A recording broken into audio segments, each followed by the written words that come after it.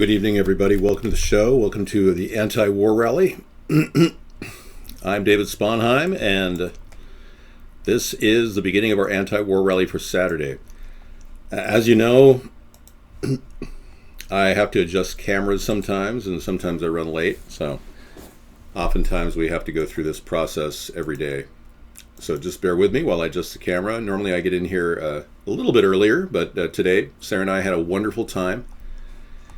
And we ate at a fast food restaurant, which really is amazing. We haven't been to a fast food restaurant in almost, I haven't been there in 4 or 5 years, actually, 4 years.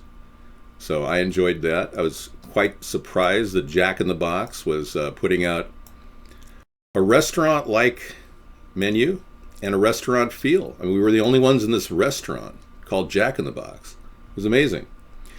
And the reason why we went in there is we had coupons that came to us in the mail. And we literally walked away with $15 worth of food in our stomach for $5.50. Isn't that amazing? So the economy is not dead. It's trickling along. I am not a comedian. And if you are claiming that, we have to ban you. I'm sorry. But we are going to add guests on. Don't ever call me a comedian. I don't ever intend to be a comedian. My ideas are way beyond your comprehension, so you call me a comedian. It's tragic that we are living in a country that's literally polluting its people, planning on wars which we don't need to fight, engaged in a mindless support of big money like Donald Trump and Hillary Clinton. It's pathetic that we're living in a country with 99% of us hardly owning less than 5% of the wealth. And the ones that own 95% of the wealth are trying to run the country and running for president. And we only have one option, and that is our political option. And the political option of a third party is supposed to be insulated from the idea of politics being bought. But so many people have forgotten that the forefathers of our nation, our ancestors, put together this political format for political participation that would defy the tyranny of the king. Well, here we are. We got the tyranny of the kings and the queens running for the greatest office in the country without even a clue as to how to fix the country, how to get jobs, real jobs, how to get traction in the free enterprise system that we have today. Their idea is to just borrow money. Donald Trump, he's an expert at borrowing money. Hillary Clinton, all she knows how to do is borrow money and take huge donations from corporations. Neither one of them know how to build traction in the economy. And that's the only way we're going to avoid war. Because the experts have determined that war is necessary in order for our economy to survive. 1975, the Rand Corporation did a study.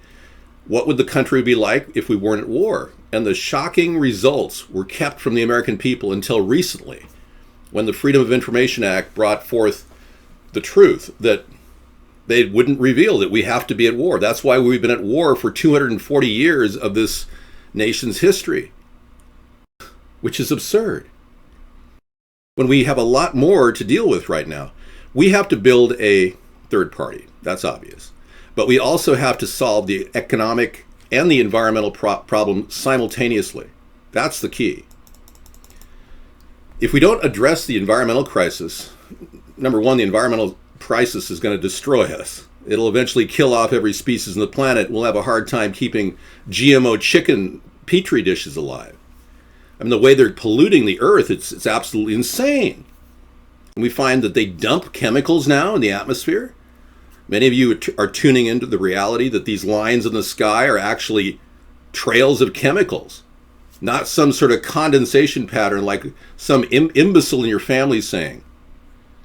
There's a known activity going on at the government level, and they're even announcing it in newspaper ads, telling people we will be dumping chemicals on your head.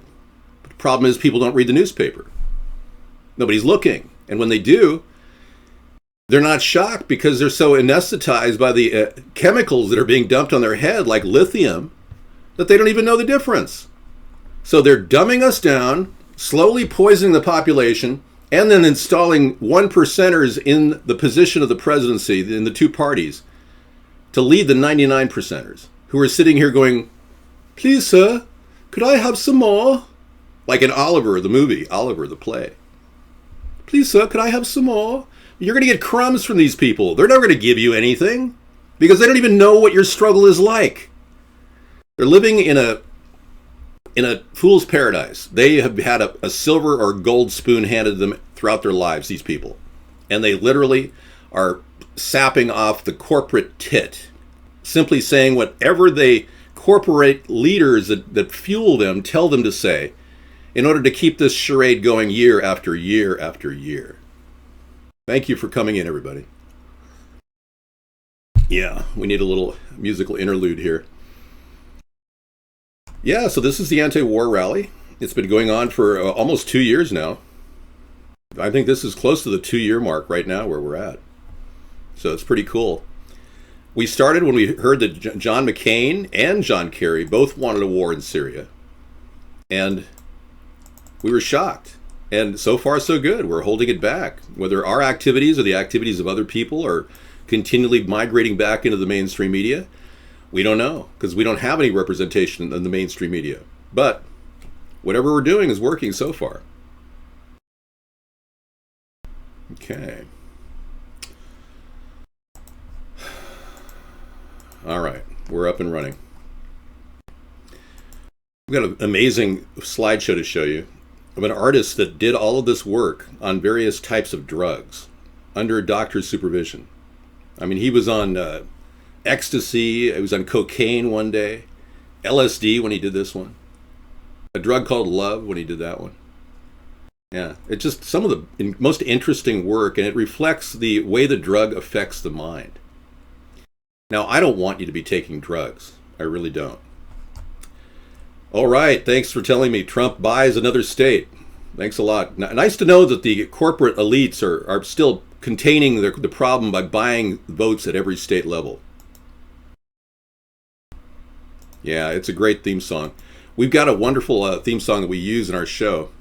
And if you don't know what it is, it's called Can't Stop, and it's Scissor Fight's original work that he put together. And it's, yeah, I'll purge that too. Thank you for reminding me. It is a remarkable song. We'll be playing it later in the show if you haven't heard it. As you know, we are lucky enough to have YouTube shows in archive form for you to watch and for you to tell your friends to watch in the evenings or whenever. We have that ability, which means we actually had to partner up with YouTube, but we don't receive any revenue from AdSense dollars. So we're still in complete compliance with the Federal Election Commission's rules. All right, we're going to talk about what we want to do and how we're different from the two parties. The two parties want to start a war in Syria. Yeah, they really do. They want to keep fighting this imaginary force called ISIS. Now, I've seen the alleged green screen beheadings, and I don't buy it. I'm sorry. I don't buy the green screen beheadings. I don't buy all those dead people that with no third party oversight. Every single story about ISIS has come out of the State Department. There's been no other questioning, no other third party oversight over any of these events. So if the State Department wants a war, they just tell the American people that they've got this terrible, terrible organization, whatever its name is. Hypothetically, it could be ISIS. And then they start hyping for 2 years. We remember the caliphate and the fear of the Syrian Islamic State. All you hear about is the Islamic State and how they're going to try to take over. You know, the likelihood of that happening is very low. And even if it was happening and there were jihadists in our country, we could have special forces units go in and interrupt their secret plan. We could have done this many times before, too. In fact, we could have easily prevented 9/11 from happening had we known the people in our government that made it happen. Now, that's a significant difference between myself and Hillary and Donald Trump. Donald Trump will not admit that 9/11 was an inside job or could have been an inside job. He is not committed to a 9/11 Commission report investigation. He's never made those statements. He talked about 28 pages missing and how we didn't find WMDs in Iraq. That's subterfuge. That's a diversion. The real point was, why did we even attack Iraq or Afghanistan, and exactly who did perpetrate the 9/11 attack? because we know full well we never captured anybody that did that. None of those 17, 18 people named in the 9/11 Commission report from Saudi Arabia were ever found. So a lot of water under the bridge here when we talk about stopping war. We haven't even addressed the Vietnam War and the mistakes made by our forefathers. We never had any time to sit back and go, oh, here's Bobby Kennedy. He'd like to talk about that because he was an anti-war activist. Here, Bobby, go ahead. Oh, wait a second. Bobby, is that you? Nope. All we have is a memory. The Ambassador Hotel in Los Angeles, where Bobby Kennedy died. It's an authentic memento from that time. That's all we've got. An ashtray. So obviously an ashtray can't fight the anti-war movement, can it? Isn't that cool? I found that at a garage sale. I was like, yeah, I got to get that. That's just too cool. All right, so what do we have tonight? What would you like to talk about? Because we can begin with discussing, your life and how you don't want to go to war and how your kids don't need to go fight foreign wars. We can talk about how unnecessary the selective service documents are that everyone files every year. I filed them. How we don't need a draft. We've got a 2 million man and woman Army, Navy, Air Force, Marines, National Guard. And now we have evidence that Bernie Sanders is taking my ideas. Isn't this amazing? I mean, we're in suppressed media land. We're being knocked down by even the network itself that we're on. I mean, they rarely ever give us promotional time, and when they do, it's rare. But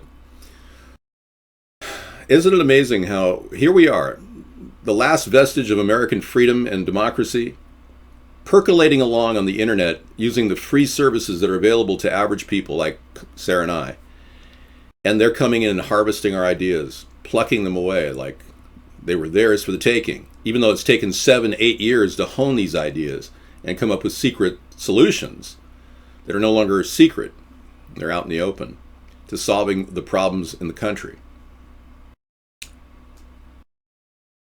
I don't really have any respect for Democrats or Republicans in the past. I liked JFK. And I don't like the fact that he was a super rich guy. He was a 1%er. I don't like that at all. He's not my favorite president. Andrew Jackson is currently my favorite president. He was not a rich man. But at the same time, he was obviously a landowner. And many landowners were popular then. But Andrew Jackson was the guy that tried to keep the central bank from being formed. I liked JFK because he did try with Executive Order 11110 to stop the Federal Reserve from their excess powers by printing up silverback dollars and $3 or $2 bills and $5 bills. He was going to get to the $10 bills, but like his brother, Bobby, he had his head blown clean off.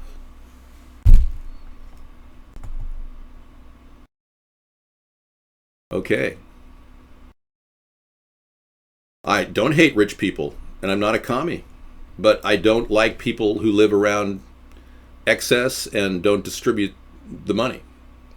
Our economy has produced rich people that suck money. They're called, in my opinion, liquidity traps. And in our economic model, the Keynesian monetaristic model that was developed by Milton Friedman, we are now looking at people sucking money in their pockets going, well, I think I'll stick that in this bank account and that way I'll be able to hedge against the inflation caused by the printing of money, which is exactly why they got their money. The government prints money up, gives it to them, and they hoard it. And that's the death knell of our economy. So calling me a name is not going to solve the problem. The problem still persists in your own life when you drive around seeing homeless people beg for money out in your neighborhood. The problem's going to get worse, too. It's not going to get any better. But I'm not like Obama, and I'm not telling you, well, make no mistake about it. It's going to get a lot worse before it gets better. I'm telling you there's a pathway out of this problem. But we've got to detach from the corporate elitists.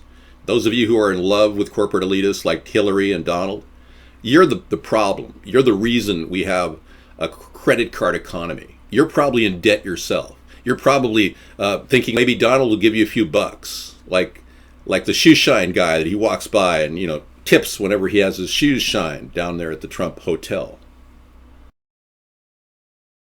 This mentality of yours is overlooking the simple fact that our country has this method, the political method, to knock out the moneyed interests straight up and start fresh with young, new politicians who are ready to start being honest and good and doing the work that they need to do to save this nation. Now, there's some big differences between what I propose and what the other two parties propose. And I'm going to slow this down for you. But we have a complete stance against all these things that you won't find in the two parties. We're against fluoride in our water system because we know it's a neurotoxin. We're against this chemical dump that they're doing to modify the weather, and you wouldn't believe what they're doing. It's unbelievable. And then, of course, we're against war, which the other two parties are for war. And we're also in favor of legalization of marijuana. So these are important things to remember. No GMOs, no fluoride, no chemtrails. Pro-legalization and against war. Plus, we want to end the Fed and get our troops home. I mean, we've got the winning combination. All the other parties can play catch-up all they want, but they're not going to be able to promise you the things that I'm showing you right here. Donald Trump will not talk about these things. And I will definitely open up the 9/11 Commission report and ask the big questions. How come you did not include a detonation or even a study of detonations, which clearly happened when buildings 1 and 2 dropped, and of course building 7. We know that was a detonation. So, I mean, come on. The American people aren't stupid. We just aren't organized. That's the big difference.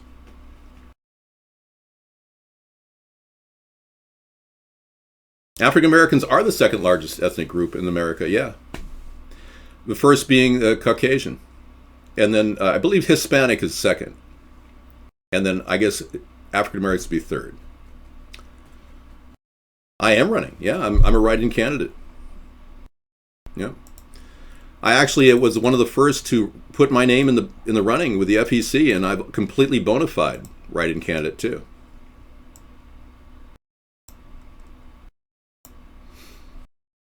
All right. Hi, Scissor Fight. Good afternoon. Hope you're having a wonderful Saturday.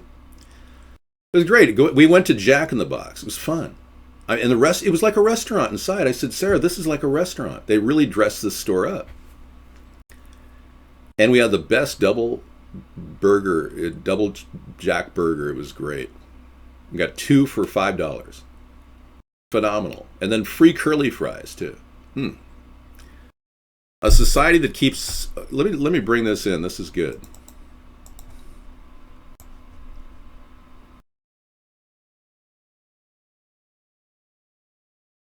Okay, a society that keeps cures a secret. Cures like medicinal marijuana or the cure to cancer, in an effort to sell medications for huge profits, is not a civilized society. It's a mental institution ruled over by psychopaths. So true. I totally agree with that. So many people are getting medicinal benefits from legalization in certain states now. 20 states now have a legal plan for people, especially people in medical need. I want legalization of all marijuana. Recreational means that anybody could get a hold of it as long as you're above the legal age to drink. The same rules would apply to alcohol. You couldn't drive and consume marijuana. And the number that I would choose for the number of dangerous levels of THC in your system that would impair your driving, if science was really applied to this formula, it would be around 15 nanograms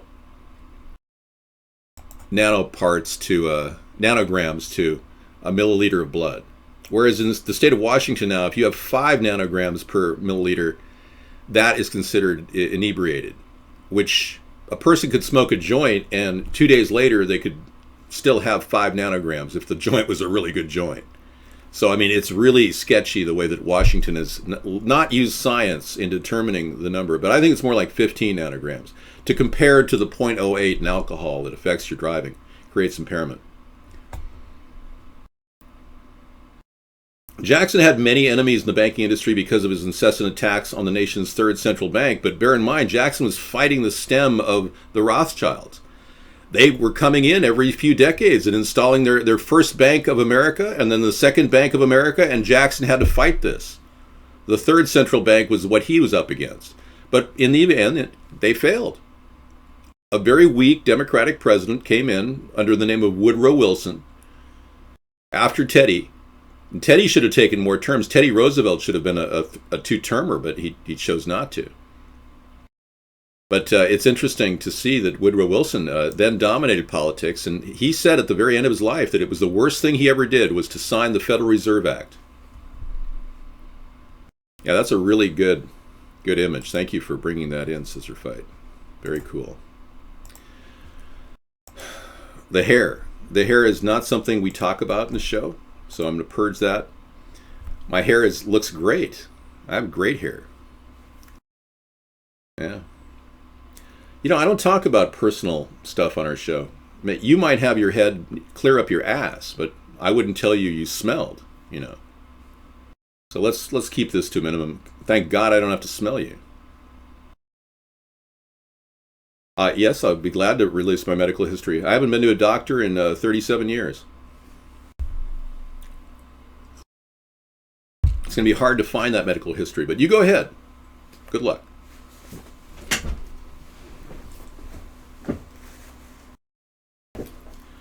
Again, it's going to take a subpoena to get the IQ test released from my Q folder. I told you that. I'll make a copy of the test I took and the answers if you want. If that makes you feel better. I think the time change is very artificial, Sir Waffles. It dates back to Benjamin Franklin and his effort to create a longer period of time for people to work harder. It's not a wig. This is my actual hair. You can see my scalp. See, when I pull that, you see the pink mark there? Those are my follicles. I'm pulling on them. You just have no idea how to get hair to look this good. That's your problem. Yeah, it's not easy being you. Caleb, we're going to ask you to not do that here. Otherwise, we'll burn you and purge you.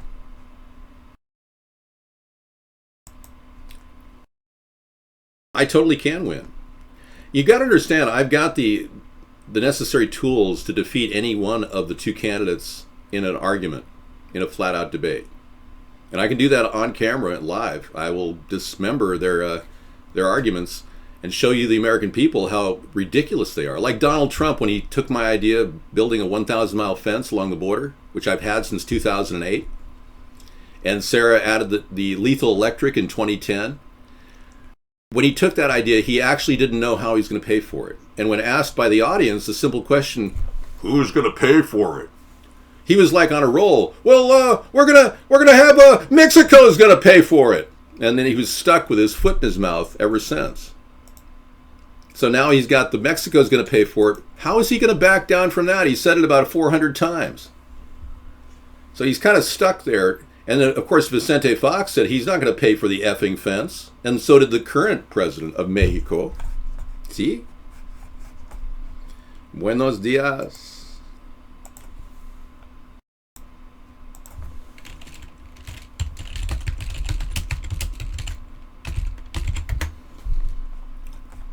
No, Sarah and I are good. We're really good partners. We have a good relationship. I've never done a criminal act in my life, so in my life, I've never done a criminal act, so you can't pin anything on me. But Enrico Pena Nieto will definitely be a person we'll have to work with. Being Mexico's at our border, the last country we need to alienate is Mexico. And we certainly don't want to alienate you Canadians. So when Trump opens his mouth, his foot automatically injects into it. Hola, Presidente of Mexico. We will talk to him. This is a man who's obviously going to have his own battles to deal with. He's got an internal criminal problem to deal with. We certainly can't embrace the Mexican government in every way. We can't just, roll over and give whatever we can to them, but we're not going to in any way piss them off like Trump did. Yeah. He really wants to destabilize relations with our neighboring country. I mean, that is the most reckless thing a person could do. Thank you. Well, let's be clear. See, I'm not bilingual, but I do understand a little bit of Spanish. Okay, we got a failed battery there. Okay. Again, I've never done a criminal act, so I can't go to prison. But I'm going to have to mute you. Yeah, you seem like a fascist, Caleb. You seem like you're all over Trump. Like you're are you nursing on his man tool? It seems like you've pretty much got it all going for you.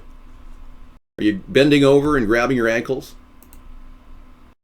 Well, listen, I will get a lot of liberals. No question about it. I'm a liberal magnet. Yeah, but I can tell you I'm also a conservative magnet because a lot of fiscal conservatives and Tea Party people are listening to me because Donald Trump is not. Oh yeah, that book, sir, is the rock upon which our republic rests. Jackson. Thank you for quoting Jackson in the show tonight. Not my problem, it's your problem. I'm actually looking forward to liberal votes. I invite them into the show every night. I was a Democrat for 30 years. No, I'm fiscal conservative. And you're a name caller. Yeah. Sounds like you're name calling all the time because you can't defend any of the issues that you represent. Oh, that's right. You don't represent any issues. You represent mindlessness. It only took 3 minutes of Trey Gowdy to destroy media with questions no one can answer about Benghazi. Check this out. This should be good. Thank you. Thank you, Jimmy. We will not waver in our commitment to see that justice is done for this terrible act in Benghazi. And make no mistake, justice will be done. That was the President of the United States over a year ago. We're investigating exactly what happened. But my biggest priority now is bringing those folks to justice. That was the President of the United States over a year ago. No one has been arrested. No one has been prosecuted. No one has been brought to justice. We don't even have access to the witnesses. You and the media were good enough for my 16 years as a prosecutor not to tell me how to do my job. And so far in Congress, y'all have been good enough not to tell me how to do my job. I'm not telling you how to do your job.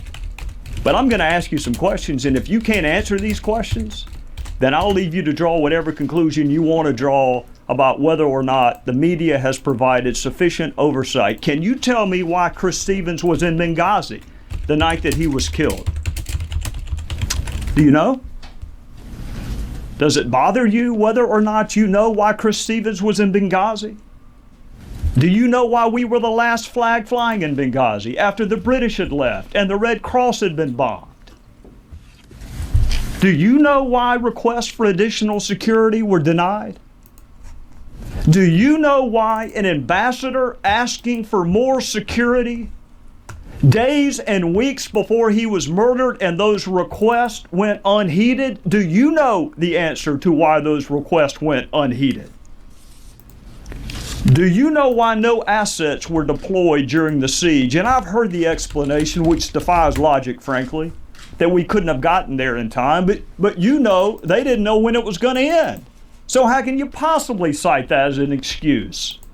Do you know whether the president called any of our allies and said, can you help? We have men under attack. Can you answer that? Do any of you know why Susan Rice was picked? The Secretary of State did not go. She says she doesn't like Sunday talk shows. That's the only media venue she does not like, if that's true. Why was Susan Rice on the 5 Sunday talk shows? Do you know the origin of this mythology that it was spawned as a spontaneous reaction to a video? Do you know where that started? Do you know how we got from no evidence of that to that being the official position of the administration? In conclusion, Congress is supposed to provide oversight. The voters are supposed to provide oversight. And you were supposed to provide oversight. That's why you have special liberties, and that's why you have special protections. I am not surprised that the President of the United States called this a phony scandal. I'm not surprised that Secretary Clinton asked, what difference does it make? I'm not even surprised that Jay Carney said Benghazi happened a long time ago. I'm just surprised at how many people bought it.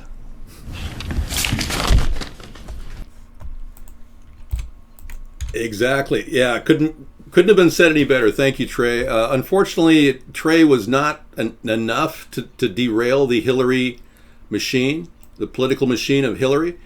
Trey did his best with a 13-hour interrogation of Hillary, but he is not a very strong interrogator. He's not a good prosecutor. It should have been a grand jury investigation. It should have been a prosecution. And an expert attorney should have railed into Hillary and probed. You know, why did she do a search of the emails, basically a web search to find out how she could get rid of emails? That was done on her servers. She also looked into mind control. That was also something that came up, but it was never, furthered. If she was pursuing a way to get rid of emails, that shows intent. That's a crime right there, intent to destroy emails. The fact that she didn't have her emails for 5 months also implies a crime in and of itself. It's a public disclosure, a Class C felony to not have information and back up redundant servers for your emails. So that's a crime that she's not been prosecuted for. The GOP has backed off of prosecution from her, which makes one wonder what the two-party system is what's going on behind there to make the GOP back off of Hillary. And why is Donald Trump being put in the mix to drive voters to Hillary? That's another huge question. So the whole thing is a cadre of corruption that is so steeped in its own juices that it's almost like a pressure cooker of political pundits just jerking each other off in one massive circle jerk. That's what this country has turned into. Hello, Tandaleo. Yeah, why would Hillary want to attach herself to a dying nation? Because she's the one who wants to kill it. She's being put out there as a pundit, a puppet of the New World Order. The very thing that we heard from George H.W. Bush a long time ago was coming. A New World Order. And we heard from Ronald Reagan when essentially he allowed the Georgia Guidestones to go in after they attempted to kill him. Oh yeah. They first tried to assassinate him. And then, of course, that didn't work. But he apparently capitulated and gave in because they allowed, under his tenure, he approved the Georgia Guidestones going in, which is their monument to their future plan for this country. Can you imagine? Our country has already been taken over. We just haven't realized it yet. That's really sad. So we are still on track to build this third party and stop them in their tracks, but it's going to take a write-in vote for me in the election, or you still have a few months to get me on the ballot, but obviously that's taking too much effort for many of you, so we're going with a write-in as a last resort. We're not going to give up. We're never going to give up, and that's the goal, to keep this pressure on to create a third party and to break through the censorship of the media. Obviously, this is our one shot. We're going to keep working it, and we're going to make it happen because we've already reached a lot of people already, where there's a lot of momentum here. Okay, this is huge. The story that the government bill actually proves chemtrail and mind control cover-up is real. A UN leader makes a stunning statement, a bone-chilling video. Okay. Hello, stupid. You call yourself stupid mofo. It's very self-deprecating. You may want to change it to intelligent mofo. Grizzly Ray, I want some answers. I think I'm entitled to truth from the representatives of this country. Damn it. Yeah, there's an average American. Grizzly Ray 25 just wants to get heard. Good evening, New Leaf. Oh, good weather on the East Coast. It is an anti-war theme. Thank you. Yeah, every Saturday we do the anti-war theme. We didn't have a Saturday show 2 years ago. Sarah and I used to take 2 days off, but we realized that there was a need. We didn't want to skip a beat. And I've been leading in this entire effort. She probably would be glad to not have an endless David show every night. Only Sundays is the day off that we take, a day of rest, that we can do special things. But I would welcome a day off, but I can't stop. Yeah, today was a mass circle jerk. That's the Democratic Republican Party. That's a mass circle jerk out there, squirming around looking for more money from corporate donors, wondering where those Koch brother dollars are going after Rubio rejects them. Everybody's in a feeding frenzy for more money to keep buying media time, while the American people are going, I guess it's between Hillary and Donald. Lesser of two evils. It goes back to the same thing every single election because we blame ourselves. We haven't been able to break the ironclad control they have over the media. That's a pretty interesting story Sir Waffles just brought in. Thank you, Sir Waffles.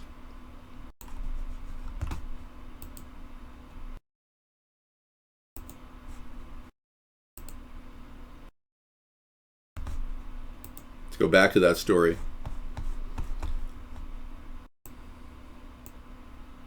By now, everyone has witnessed streaks of white trailings across the sky, stretching from horizon to horizon, ultimately turning the skies into a murky haze. We can no longer ignore the fact that our skies are being heavily polluted with aluminum, barium, lead, arsenic, chromium, cadmium, selenium, and silver, all of which attribute to the host of health problems, including neurological effects, heart damage, eyesight issues, reproduction failures, immune system damage, gastrointestinal disorders, damaged kidney, damaged liver, hormonal problems, and much, much more. The truth is the government's been spraying deadly chemtrails in hopes of population reduction. Furthermore, they have been knowingly to use chemicals as biological testing agents on the populace, all while claiming they are nothing more than mere vapor. Okay, government bill proves chemtrails and mind control are being used on the masses. I'm going to play this real quick, and then Sarah's going to join us for the show. Oh, this is a 16-minute video. 16-minute. Okay. We are going to keep that for later tonight. Come on in. That'll be on the list of the shows that we play into the evening. Sarah, come on in. Yeah, great. Thank you. So I was telling everybody about how we had a Jack in the Box experience today. It was quite good. It was actually good, yeah. Yeah. And their whole thing is delicious. That's their whole big thing. Okay, e-cigarettes have 1 million times more cancer-causing chemicals than polluted air. That's shocking. I wouldn't doubt it, but it's shocking. Yeah. You know, I don't get involved with cigarettes or e-cigarettes, but... A Hong Kong study finds this. I do wonder how many of these studies are actually created by the cigarette companies. Yeah, how many are sponsored by the cigarette companies? That's really the question. Thanks, New Leaf. Yeah, her hair looks gorgeous. Yeah, lovely. Yeah, the Hong Kong Council on Smoking and Health is calling for a full ban on e-cigarettes. After a study they commissioned discovered that e-cigarettes contain 1 million more cancer-causing substances than polluted air. That's just a weird statement. Polluted air already has over 55,000 chemicals, so they're saying there's 1 million more. Basically it's more than polluted air, but it's not saying it's more than cigarette smoke. Right, there you go. They're not saying that. Interesting how they twist the words just a little bit. It's true, yeah. It yeah. sounds like it's horrible. I'm sure it's not good for you, but I'm sure it's not. Thanks, Sir Waffles. So this is a nonstop effort. I was telling people how I've kind of been pushing the show forward every... I know, you've been doing a great job. Well, no, when we first talked about doing a 6 to 8 show, this is back in the early days around 2009, and we broke into the 6 to 9 show. And then Sarah and I found out that Saturdays... I found out that somebody was broadcasting the 5 p.m. sector, bad-mouthing me on the Vaughn network. So I started my show at 5, so I was doing 5 to 9, and then I expanded to extended hours to 5 to 10, so we do a 5-hour show. And then I do a 10 to 2 a.m. where I sit and chat with people and watch movies with you guys, like the one we're going to show you about, right, mind control and chemtrails tonight. But I'm the one pushing it, I've got to admit. Oh, of course you are. I'm the one pushing it. You don't have to admit it. It's true. I'm not. She wouldn't be pushing it. And she gives me help in the show because I'm carrying the burden of this, really. Give you a little bit of relief. I mean. And you do, too. Yeah. Well, actually, since 2008, New Leaf. Yeah. 7 years we've been doing this every night without a beat, without skipping a beat. I'm going to say flat out that I'm really glad we haven't had a war in the past 2 years, ever since the show started. Yeah. I'm so glad because we were worried about an attack on Syria. The way that the Democrats were storming around, and they're still doing the same thing, pretending like horrible atrocities are happening among Assad and Bashar al-Assad's government. And then you've got constant meddling in foreign affairs going on by the Democrats with this Ukrainian buildup of our troops. We've got 65 advisors in Ukraine right now. More Iraq, 1,500 advisors and military, plus contracted workers still in Iraq. The war in Afghanistan and the growth of our opium production and their opium production and the CIA's profit from the opium production. None of that is even talked about in the mainstream media. So these stories need to be brought up in the blogosphere without even... Ooh, those are great. Oh, this is cool. Roll out the solar panels. This is the stuff that I want to put on top of roofs. Look at this. I guess we already have it. It's being built. Roll out the solar panels. Renovagen, a company formed in 2012 specifically to develop a rollable solar array. Oh, this is awesome. This is what I want to put on the roofs of America. First, hook the rollaway to the back of the car and drop it off where you want to place the solar panels. Then use a spool to connect the rollaway to the back of the car. That is ideal. Thanks for that link. Wow, Scissor Fight. You're awesome, man.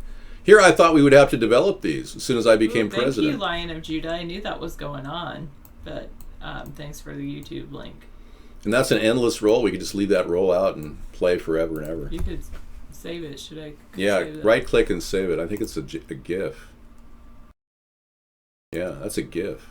It's a complicated one. Very cool. I'm impressed. I've never seen anything so cool in our show. Those rollaway solar carpet. Rollaway. I'm gonna say solar carpet because that's what I call it. Because you can roll it out. But we could lay that on top of the roof and hoist it up. Here you go, interactive. Richard Simmons. No, do the YouTube at the top. This one. Lion of Judah. Okay. Yeah. All right. Expose Soros and the Koch brothers. Dabu 7, spending millions creating chaos in the U.S. streets. Okay. Well, I did say that. Does he have any proof, or is he just saying it just like I said it? Dabu 7, I don't trust everything he says because he makes a lot of money on his YouTube hits. Dabu 7, I think he has 2 accounts with over 127 subscribers. He's probably bringing close to, I would say, $100,000 a year in revenue. So he's in it for the money. And the government wants to promote people like that to freak people out. So you have to take everything like Alex Jones and Dabu 7 and others, fearmongers, with a grain of salt. Because the government's promoting these people. Yeah, he's a millionaire, I know. So the government's promoting these people and giving them a lot of money to freak you out. Do you know what the reason is? Does anybody know what the reason? I'll tell you what the reason is. It's so that they can wreak havoc in the country and fuel reactionary thinking. See, the government has at the very base of its plan a safety net called martial law. And some people believe it's more of a go-to position for our current administration when the crap hits the fan, when they can no longer answer to the borrowing of money that the banks have engaged in for decades, when they no longer can reconcile the high prices of food with the American people and their minimum salaries that they're barely able to function on. They have this martial law as a backup plan, and I believe that they're pushing people to the edge. I don't want you to be at the edge, folks. We've got a party to build. So don't get violent, don't get reactionary. In no way do I want to challenge this government with any type of violence. We've got to use the political process to make this happen. All right. And I was talking to David earlier about, so many, the candidates that are currently running of the major 2 parties, they don't really offer a true vision for America. And in fact, right now, there's a celebration happening for Jacques Fresco. He's 100 years old, and he's from the Venus Project. And let's go to that. And he was featured in Zeitgeist Addendum, and it's really, the thing is that we have all of the resources that we need to have and the greatest America. And that's what I would say, is that we have all of the resources that we need. Really, we just need people. That's it. And we already have great people. We already have you. You're an awesome person.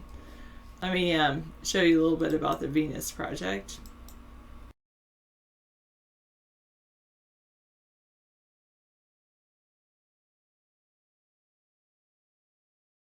there's an envisioned of a city that they have. Let me do a better job of capturing that.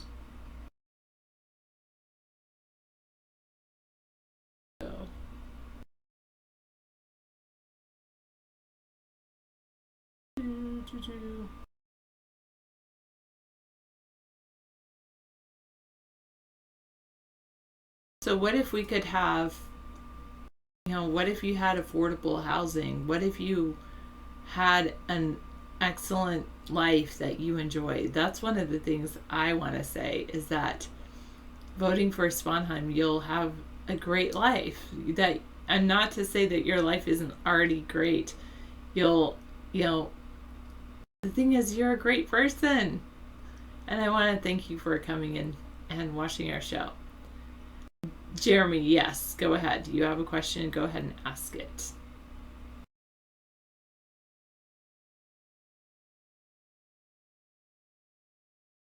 I'm more pretty than a picture on a tomato can. Thank you. Oh, thanks for asking, Jeremy. And no, I'm not going to answer your question. I think that's too personal.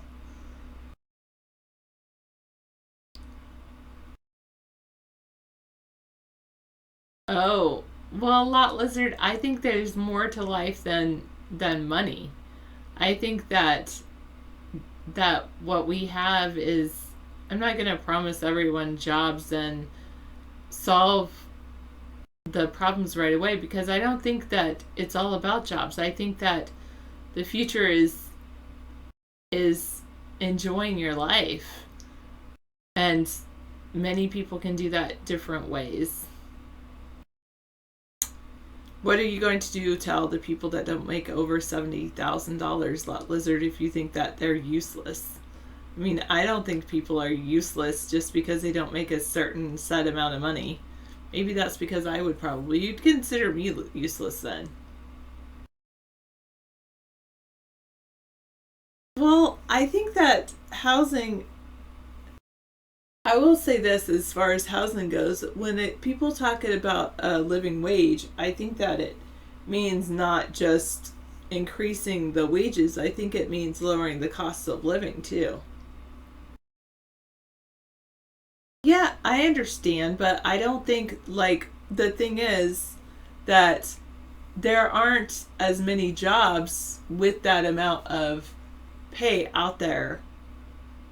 Lot Lizard, you can't say that there's enough jobs at that cost at that price for everyone to have a job at that price. Even if they chose to, it's okay. I understand what you're saying. I don't agree with you. Yeah, exactly, 724. Dream about shaving my head. Well, you can continue to dream.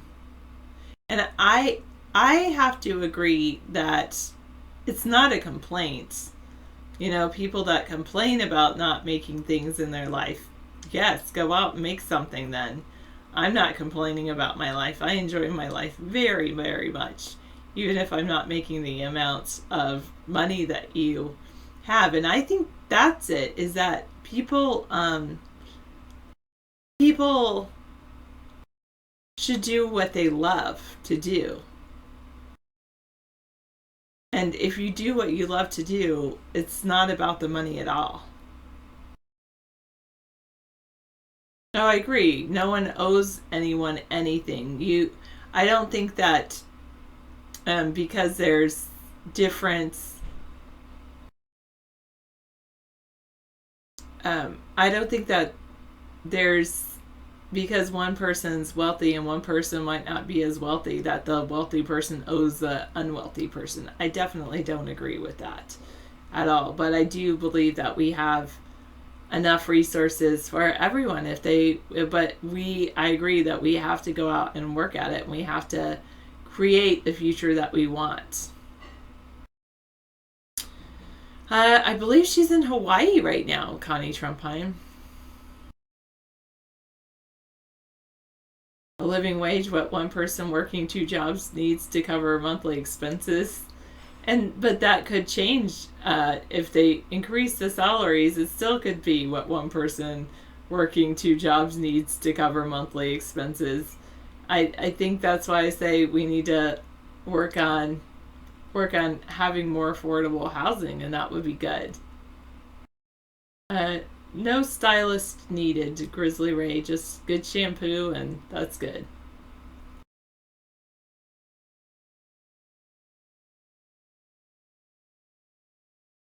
All right, Solitude, are you going back in time to make that happen?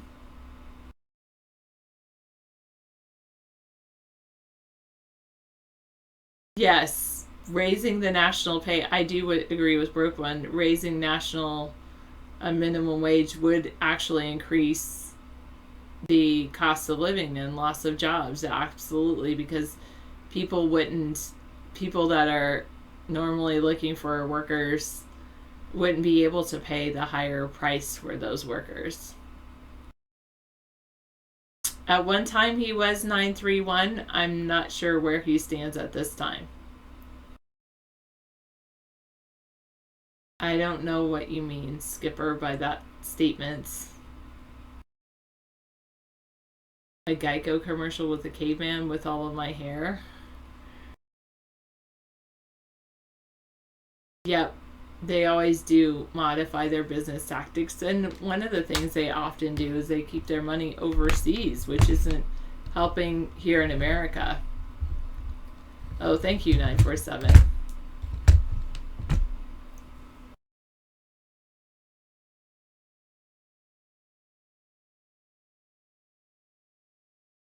He handed a Taco Bell clerk 2023 on a 1523 bill, and he told he cannot do the math and keep the change.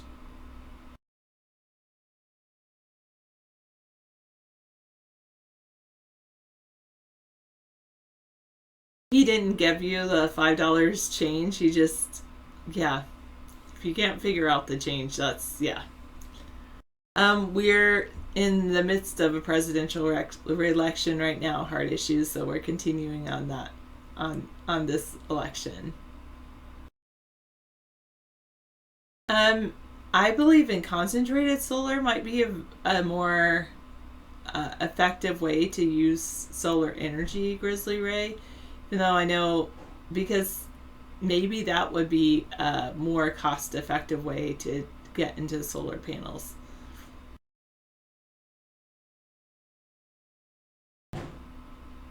I don't have my profile on there, 260. That's probably someone who likes my face and took it to just scam you. So I'm not on there at all.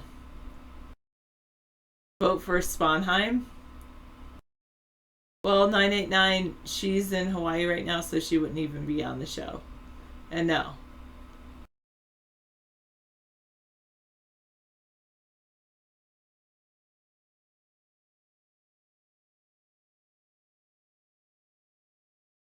You'll have to go back and watch the YouTube video to find out what I said. Yeah, David's an interesting dancer. He likes to dance. It's very good. But I do believe that we have great potential here in America. And it's not about... and I really also believe that people like to be appreciated, and people aren't appreciated enough. So, thank you.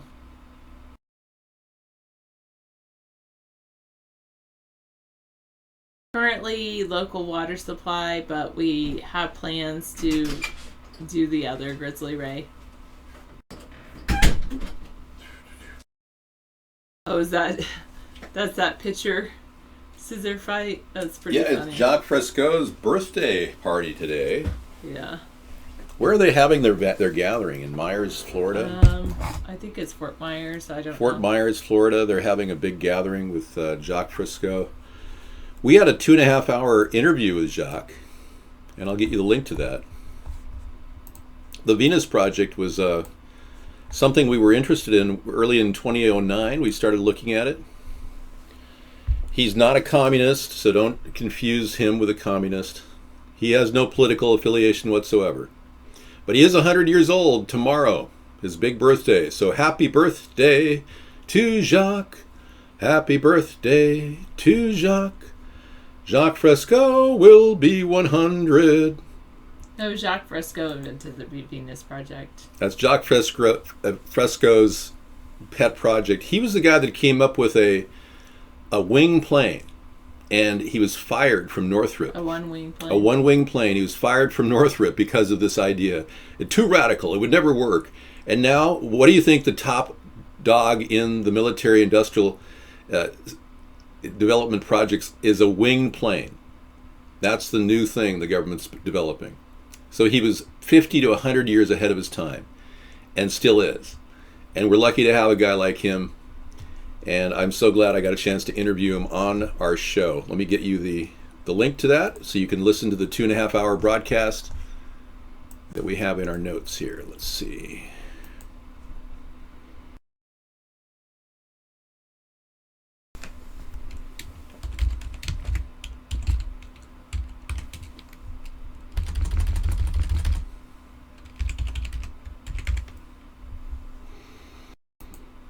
Okay, here it is. Yeah, good listening, and he's really got some fantastic ideas. And if you haven't woken up to the idea of a better planet, that's pretty much what we want. You know. Yeah, that's pretty cool. Flea market. That's my interview. Sarah and I, we interviewed him and Roxanne Meadows many years ago. Play a bit? Sure. Hello, EXO.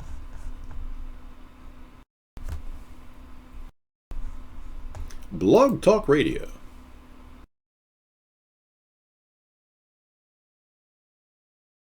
Hello, EXO. Interactive politics, that's what we're all about. The Renovagan. Thanks, Slot Lizard. Okay. Don't know where the... It was 6 years ago. Wow. 6 years ago.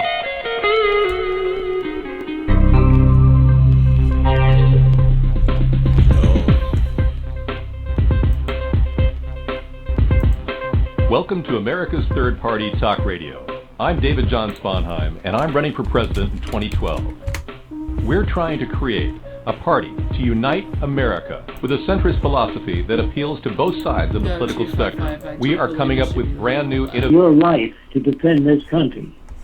And what happens is they should draft all the war industry. So one makes a buck out of war.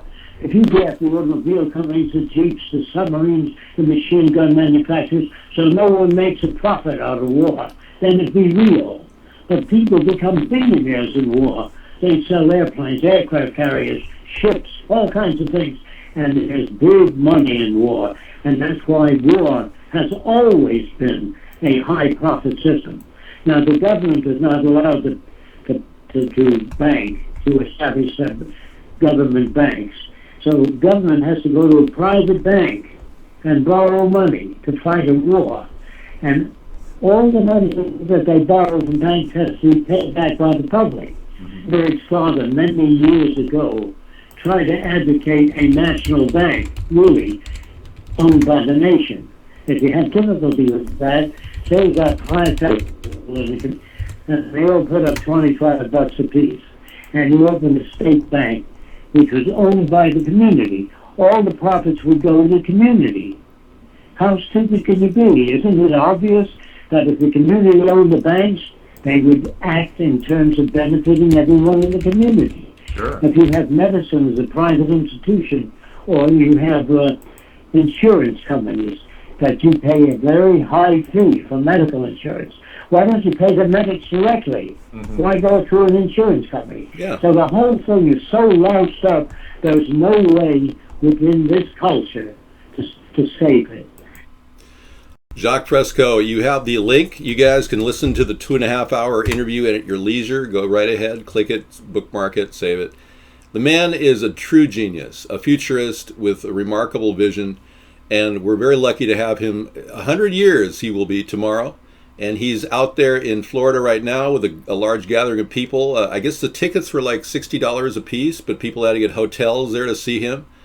Either way, he's got a lot of people interested in his ideas because of his futuristic vision for a nation that runs efficiently on its resources. I love the concept of melding our needs with the environment, and as opposed to the consumeristic, globalistic society we are being shoved down our throats right now. We're seeing globalization, massive waste of products, dumpsters filled with garbage. He believed that this could easily be managed by a computer system that would be in tune with the environment. Whereas I believe the military-industrial complex has a computer system, an AI system, artificial intelligence system, that is called Jade 2.0, that is not in tune with the environment. In fact, it doesn't even care about the environment. It simply cares about winning wars for elite people. It's a very weird world we're living in when AI is being used against human beings, as opposed to, like Jacques Fresco wanted, to make us live in peace with our world that we live in and with each other. Amazing, isn't it? So I don't hate AI, I just am worried that it's in the wrong hands and there are no safeguards to prevent it from continuing its ravaging of the environment. Sarah looks great tonight. Don't limp, go blimp. You can say these links, yeah. The Zeitgeist movement, popularized by Jacques Fresco. Obviously, I don't support the idea of a godless society. I don't believe in breaking down your religion. I'm in no way a person who would challenge your sacred beliefs. So I don't go along with a lot of the theories in the Zeitgeist movement, but you can listen to them. I believe in God, and I have a personal relationship with the Lord, but if you don't believe in God, that's fine. I still accept you in a political way. I'm not here to push religion on you, and I'm not here to deny you your religion either. All right. The android is the lead actress in a new Japanese movie. Whoa, talk about replacing people. They're getting this good at CGI that they're going to replace people with androids in movies. Okay, well, you just go ahead and pull you out of the show, Exco. Yeah, that's what happens when you mouth off in the wrong show with the wrong person. You lose your chance to come in the show. We don't need you here, and the last person we want to listen to is somebody who negates what How you're doing. is it? What? The town. It seems like there are less and less people.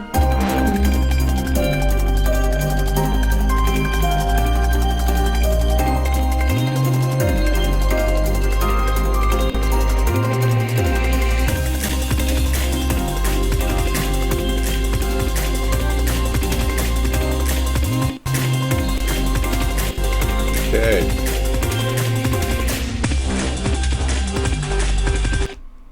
Well, I've seen Ex Machina. It's very similar to that. Ex Machina is a very, very big thing. No, I support free speech. I don't support people coming in here denigrating me. I told you that. You're welcome to talk freely about the issues. If you don't like a certain race of people, you can even talk about that. But denigrating this show, we're not interested in that. Oh, Captain Howdy, I'm sure glad I didn't read that link. Yeah. Yeah, I do not support crimes against people speaking out or criticizing me in the media. Donald Trump does. He wants to actually prosecute people who criticize him in the media. I will never do that.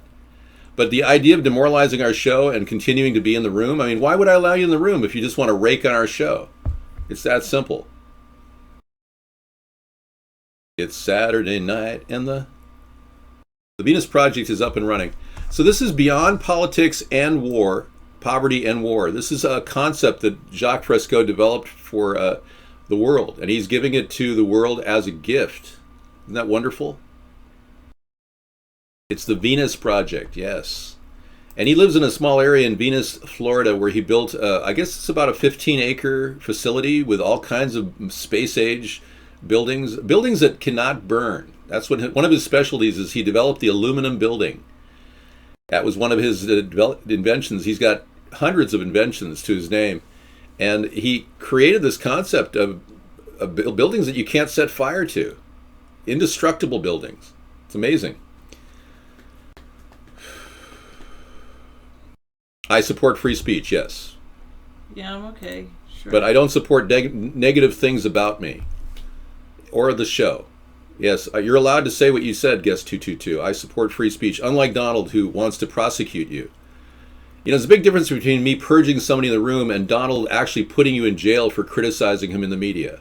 That's what he wants to do. Big difference between my views on free speech and Donald's. Trust me on that. A homeless man owes government over $110,000 in fines for being homeless. Well, I'd love to spend more time with Sarah. In fact, I'd like to just leave the show right now. I can ban more people too. Let's go over here and see that. I'm in a situation where did you go ahead and handle it? Well, I don't know. There was something and then it moved.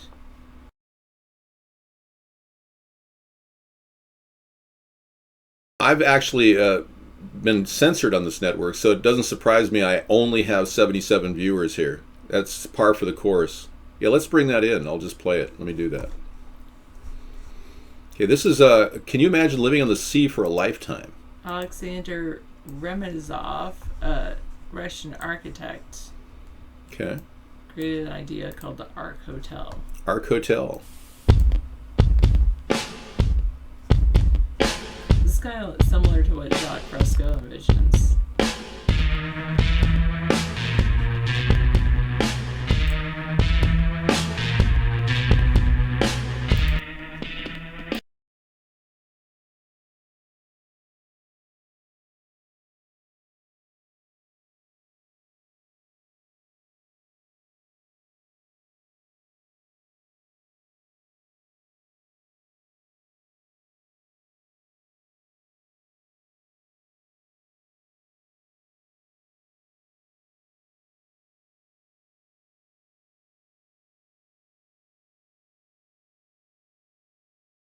Okay, that's enough. I had to actually play it without sound because what they'll do is I play some corny rock song is going to be monetized on YouTube when we record it. But that's pretty cool. I don't think we are ready to delete and edit memories. I've tried to edit a memory and now I wish I could get it back because it's like a remnant. Yeah. And I scribbled out certain parts of it so that it's fuzzy now. You have a fuzzy remnant of a memory. Yeah, and it was such a good, clear memory, and I used to love that memory, and I purposely got rid of it. Which I know you shouldn't get rid of memories that you like, but... Well, I'd love to get rid of all these people that claim horrible things in the chat room, and I have to purge them all the time. I mean, the memory of them writing things like... I'm not going to even say what they write, but it's insane. I've literally never done anything bad in my life. I've always followed the law in every way. And I get people accusing me of dealing drugs. I mean, it's crazy. And it's absolutely nuts. And here I walked literally a path of righteousness in my life, my whole life. And have retained my credibility, my sincerity. And then I'd love to get rid of the memory of seeing such crap in our room. I mean, if there was some way I could... I just treat it like a book. Yeah. Like, I don't really pay attention to it. So... I verbally berate people all the time. That's not something that's illegal. You can verbally berate people in an argument. If I were put in a debate with Donald Trump, you think I'd be kind? You think I'd stand around like Marco Rubio and kiss his ass? I would make Marco Rubio look like a church boy in dealing with Trump. I let a lot go in here. Yeah, thank you, the Explorers. I don't try to stifle your freedom of speech on the issues, guys. It's only people that are coming in ragging on me directly that I purge. And I've stepped with that rule for over 8 years now. Or almost 8 years. Yeah. All right, so we're going to have to... What about next? Well, I don't really want to talk about anything because I'm going to remember how wonderful we have been visited by this man, Jacques Fresco, and let's get a picture of him. I want the most recent picture of Jacques. Let's see if we can pull this up here. Hang on. Yeah.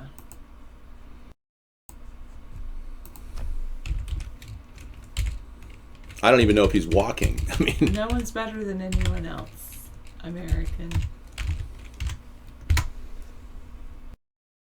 okay, this is a guy who is 100 years old, folks. You got to get a picture of what's going on here. I mean, it's fabulous. This guy is amazing.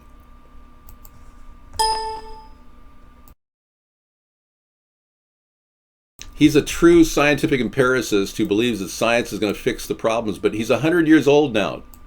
Tomorrow will be 100 years. He's having a birthday celebration as we speak in Florida. Sorry. Yeah. No, it's not stolen from Atlantis. He's all original. Path of righteousness, not righteousness. Rare North Korea photo smuggled out. Oh, what is it of? Captures rare insight into life inside North Korea. Okay. You didn't actually click the link.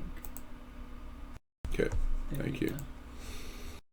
So ignorant people invent gods and demons to understand the world around them. Science cures that.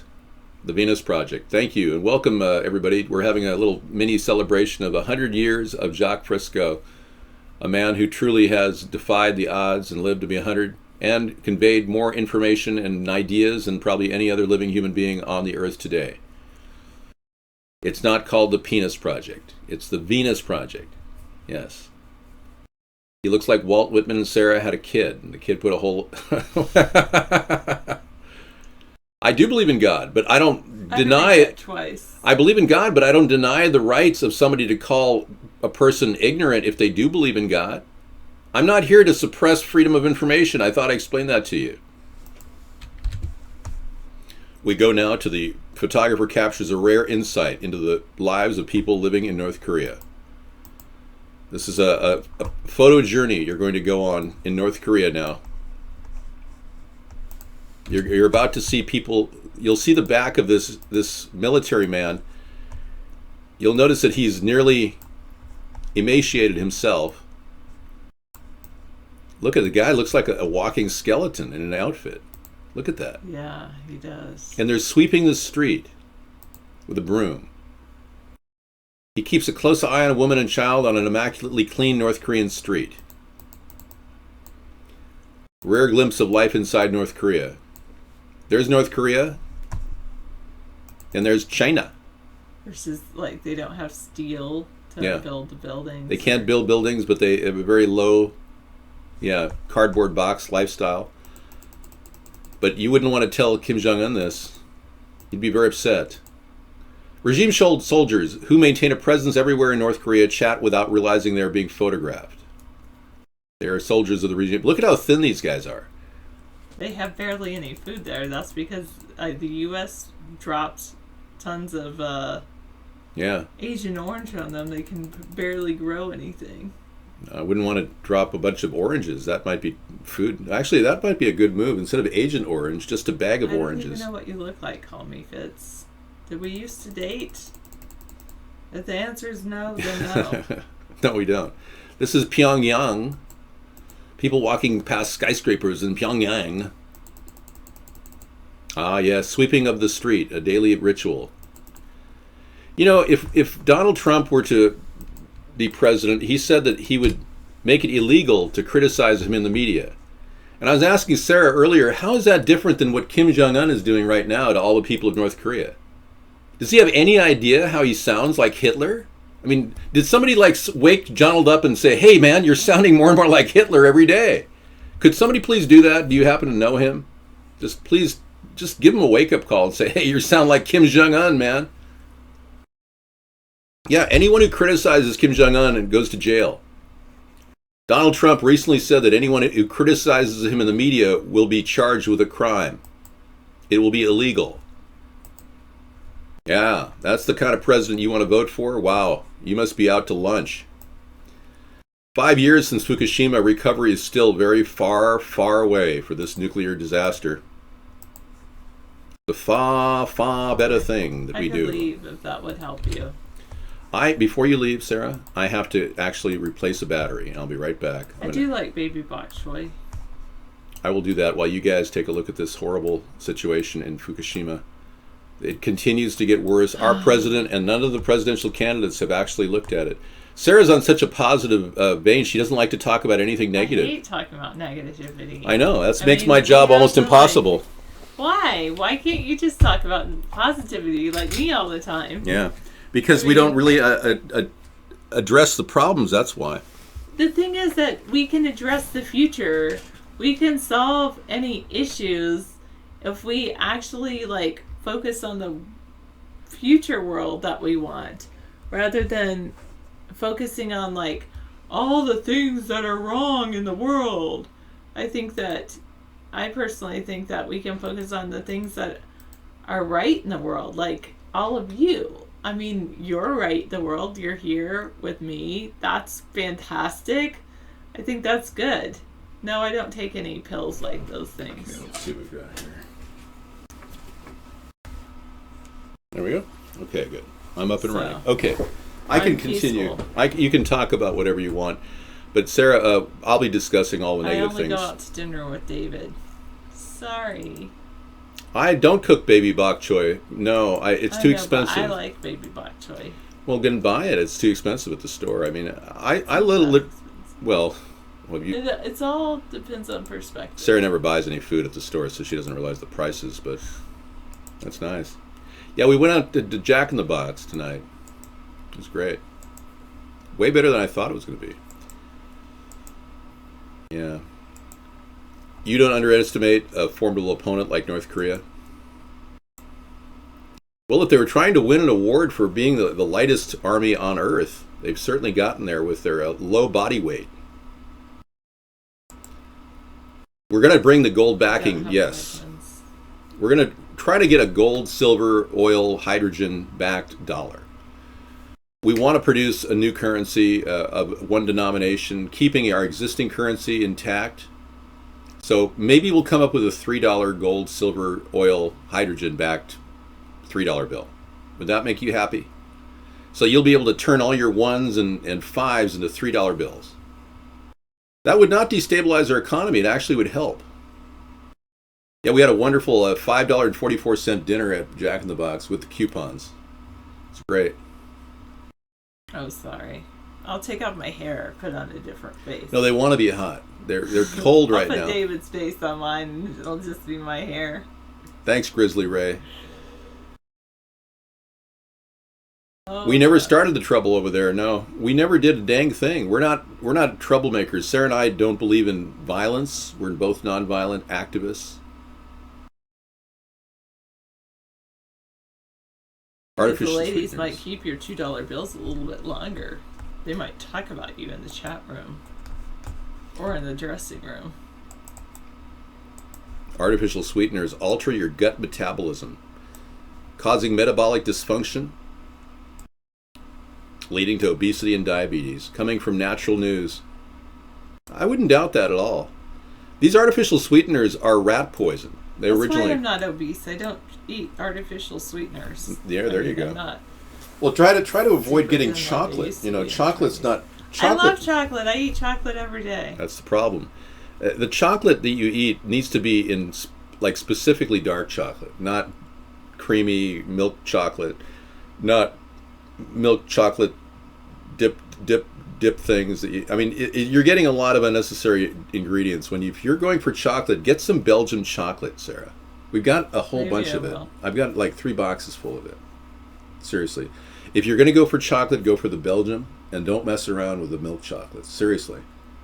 I really urge you, chocolate addicts, to go for the top quality chocolates. Belgian chocolate is by far the best, in my opinion. So I'm not denying her chocolate addiction. I'm just saying, hey, if you're going to get something, go for the best. Don't mess around. If you like fish eggs, get caviar. The oldest woman who ever lived was 123, and she ate 2 pounds of chocolate a week. There you go. That's pretty good. Oldest woman who ate 2 pounds of chocolate. I'll bet she had Belgian chocolate. Was she from Belgium, Grizzly Ray? Okay, the iPhone is just the beginning of FBI's already accessing your DNA. So they were pissed when Apple said, no, you can't breach our encryption data. And then Donald, of course, wants Apple to turn over your privacy. Donald wants an enlarged police state and deportation forces and no privacy. But here they are. Just the FBI is literally going to try to access everybody's DNA and force it upon everyone to give up our DNA. Can you imagine calling everybody a criminal in a nation that supposedly we're all innocent until proven guilty? Boy, they're really taking some major liberties with our nation's liberties. I can tell you the FBI is really beyond their reach right now. I hope Apple just stings them hard in court, and I hope they have the best attorneys to go after the FBI. It's almost like the FBI is 10 years behind in technology, and they finally realized, oh, well, we have to hire technicians to hack these phones? It seems that way. You heard that John McAfee recently talked about how all you need is a software engineer and a hardware engineer in 30 minutes, and you can crack any phone out there. But oh no, the FBI wants to break down every encryption piece of software that really sells the item. People buy these phones because they are really good phones. Don't respond to Captain Howdy. He's not even responding. Captain Howdy, you're looking for attention in the chat room. Jeff wants to deport illegals. Jeff, would you be okay if I simply enforce the laws against people hiring illegals, and that would give the illegals no chance to actually get a job? And not give them any of your tax dollars, no welfare, no food stamps? Would you be okay with that as an alternative to just flat out deportation, which could get a little bit weird? What if you were accused of being illegal, Jeff? What if the Trump forces came up and said, are you Muslim? You seem like a Muslim to me. Get him into deportation chamber. Yeah, think about it.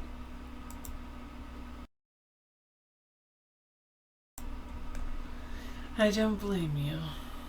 Jeff, we're going to deport you right now. You're not a member of our party. We don't want you here. Jeff, this is for thinking individuals who believe in a third party. He said that the FBI could hack the phones. They just want Apple to do it for future cases. He doesn't understand the whole case.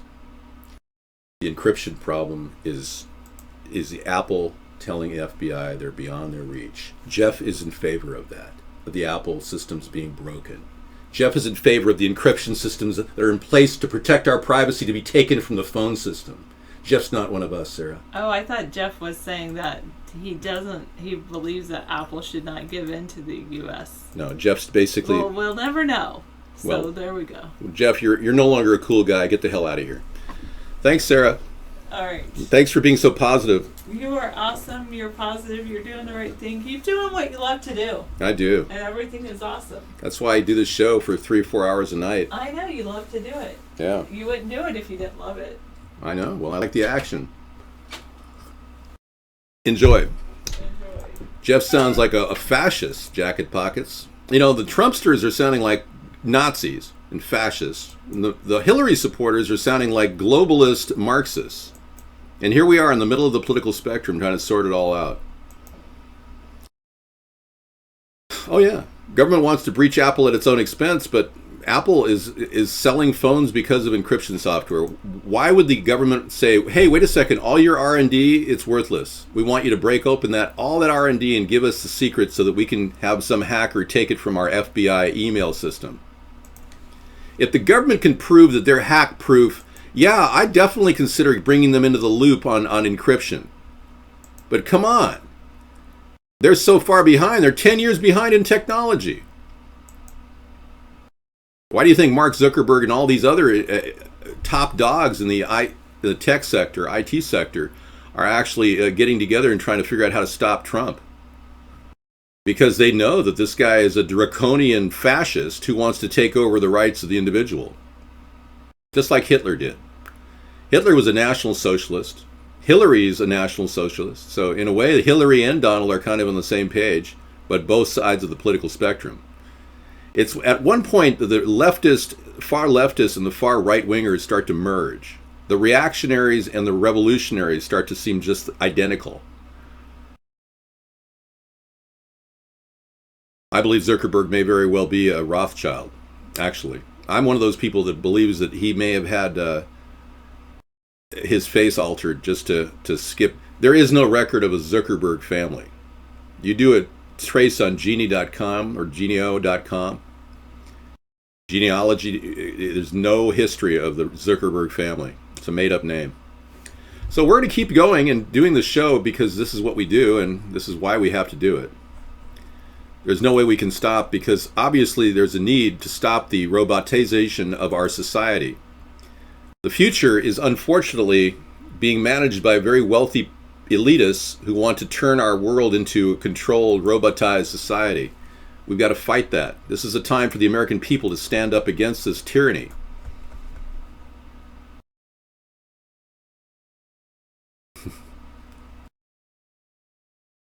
Oh yes, there you go. Here was my my big moment last night. Freedom Friday. I say, old chap, what if I told you 469 out of 535 congressional seats are up for re-election? Up for election in 2016.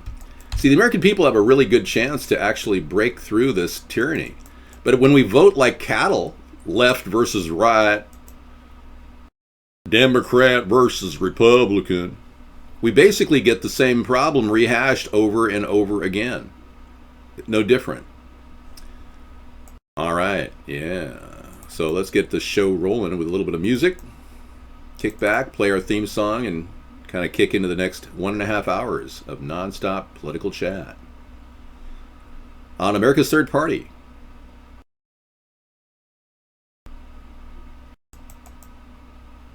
Yeah. We can't stop and we won't stop. We're gonna dance all night, bring it on to the sunlight. We can't stop, we can't stop. We can't stop, we can't stop. We can't stop and we won't stop. We're gonna dance all night, bring it on to the sunlight. We can't stop, we can't stop. So let's be clear. In this coming election year, please vote for David Sponheim, America's Third Party.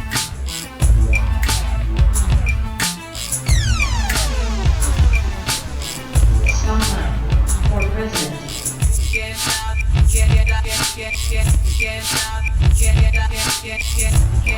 and we won't stop. We're gonna dance all night, bring it on to the sunlight. Can't stop, can't stop, and we won't stop. We're gonna dance all night, bring it on to the sunlight. What difference at this point does it make? What difference at this point does it make? We hit them low, then we hit them high. Underrated, but we made it to the finish line. Rhymes designed to combine and intertwine. Spring to the summer, fall, even winter time. Beats banging harder, been head on collisions. We make incisions with precision and quick decisions. Causing double visions if you ain't up to speed. You need to speed it up, harder, piano read. We can't stop and we won't stop. We're gonna dance all night, bring it on to the sunlight. Can't stop, can't stop. We can't stop, can't stop. We can't stop and we won't stop. We're gonna dance all night, bring it on to the sunlight. Can't stop, can't stop. Can't stop, can't stop. We can't stop and we won't stop. We're gonna dance all night, bring it on to the sunlight. Can't stop, we can't stop. We can't stop, we can't stop. We can't stop and we won't stop. In this coming election year, please vote for David Sponheim, America's Third Party. Can't stop, can't stop. Can't stop and we won't stop. We're gonna dance all night, bring it on to the sunlight. Can't stop, can't stop. Can't stop, can't stop.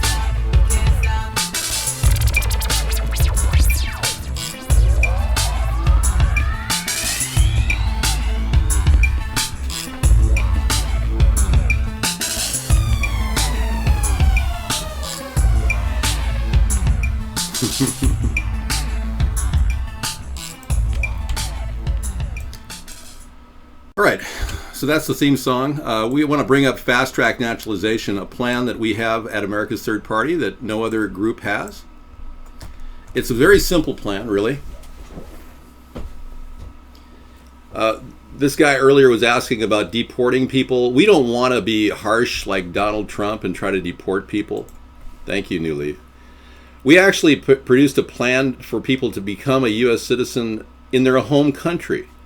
So if a person's living in America illegally, they want to become a U.S. citizen, we give them a chance to pre-screen to be in the program. and like $49 non-refundable, but it can apply toward the fee of becoming a citizen. $49 will determine if this plan, if you can qualify, and then you qualify, you can go to your home country. We'll give you a pass to go to your home country and even come back as a green card holder, if you're a green card holder. But you'd actually be able to come back as a U.S. citizen. Going to the U.S. Embassy in your country, your home country, you'd be able to take a 6-question test.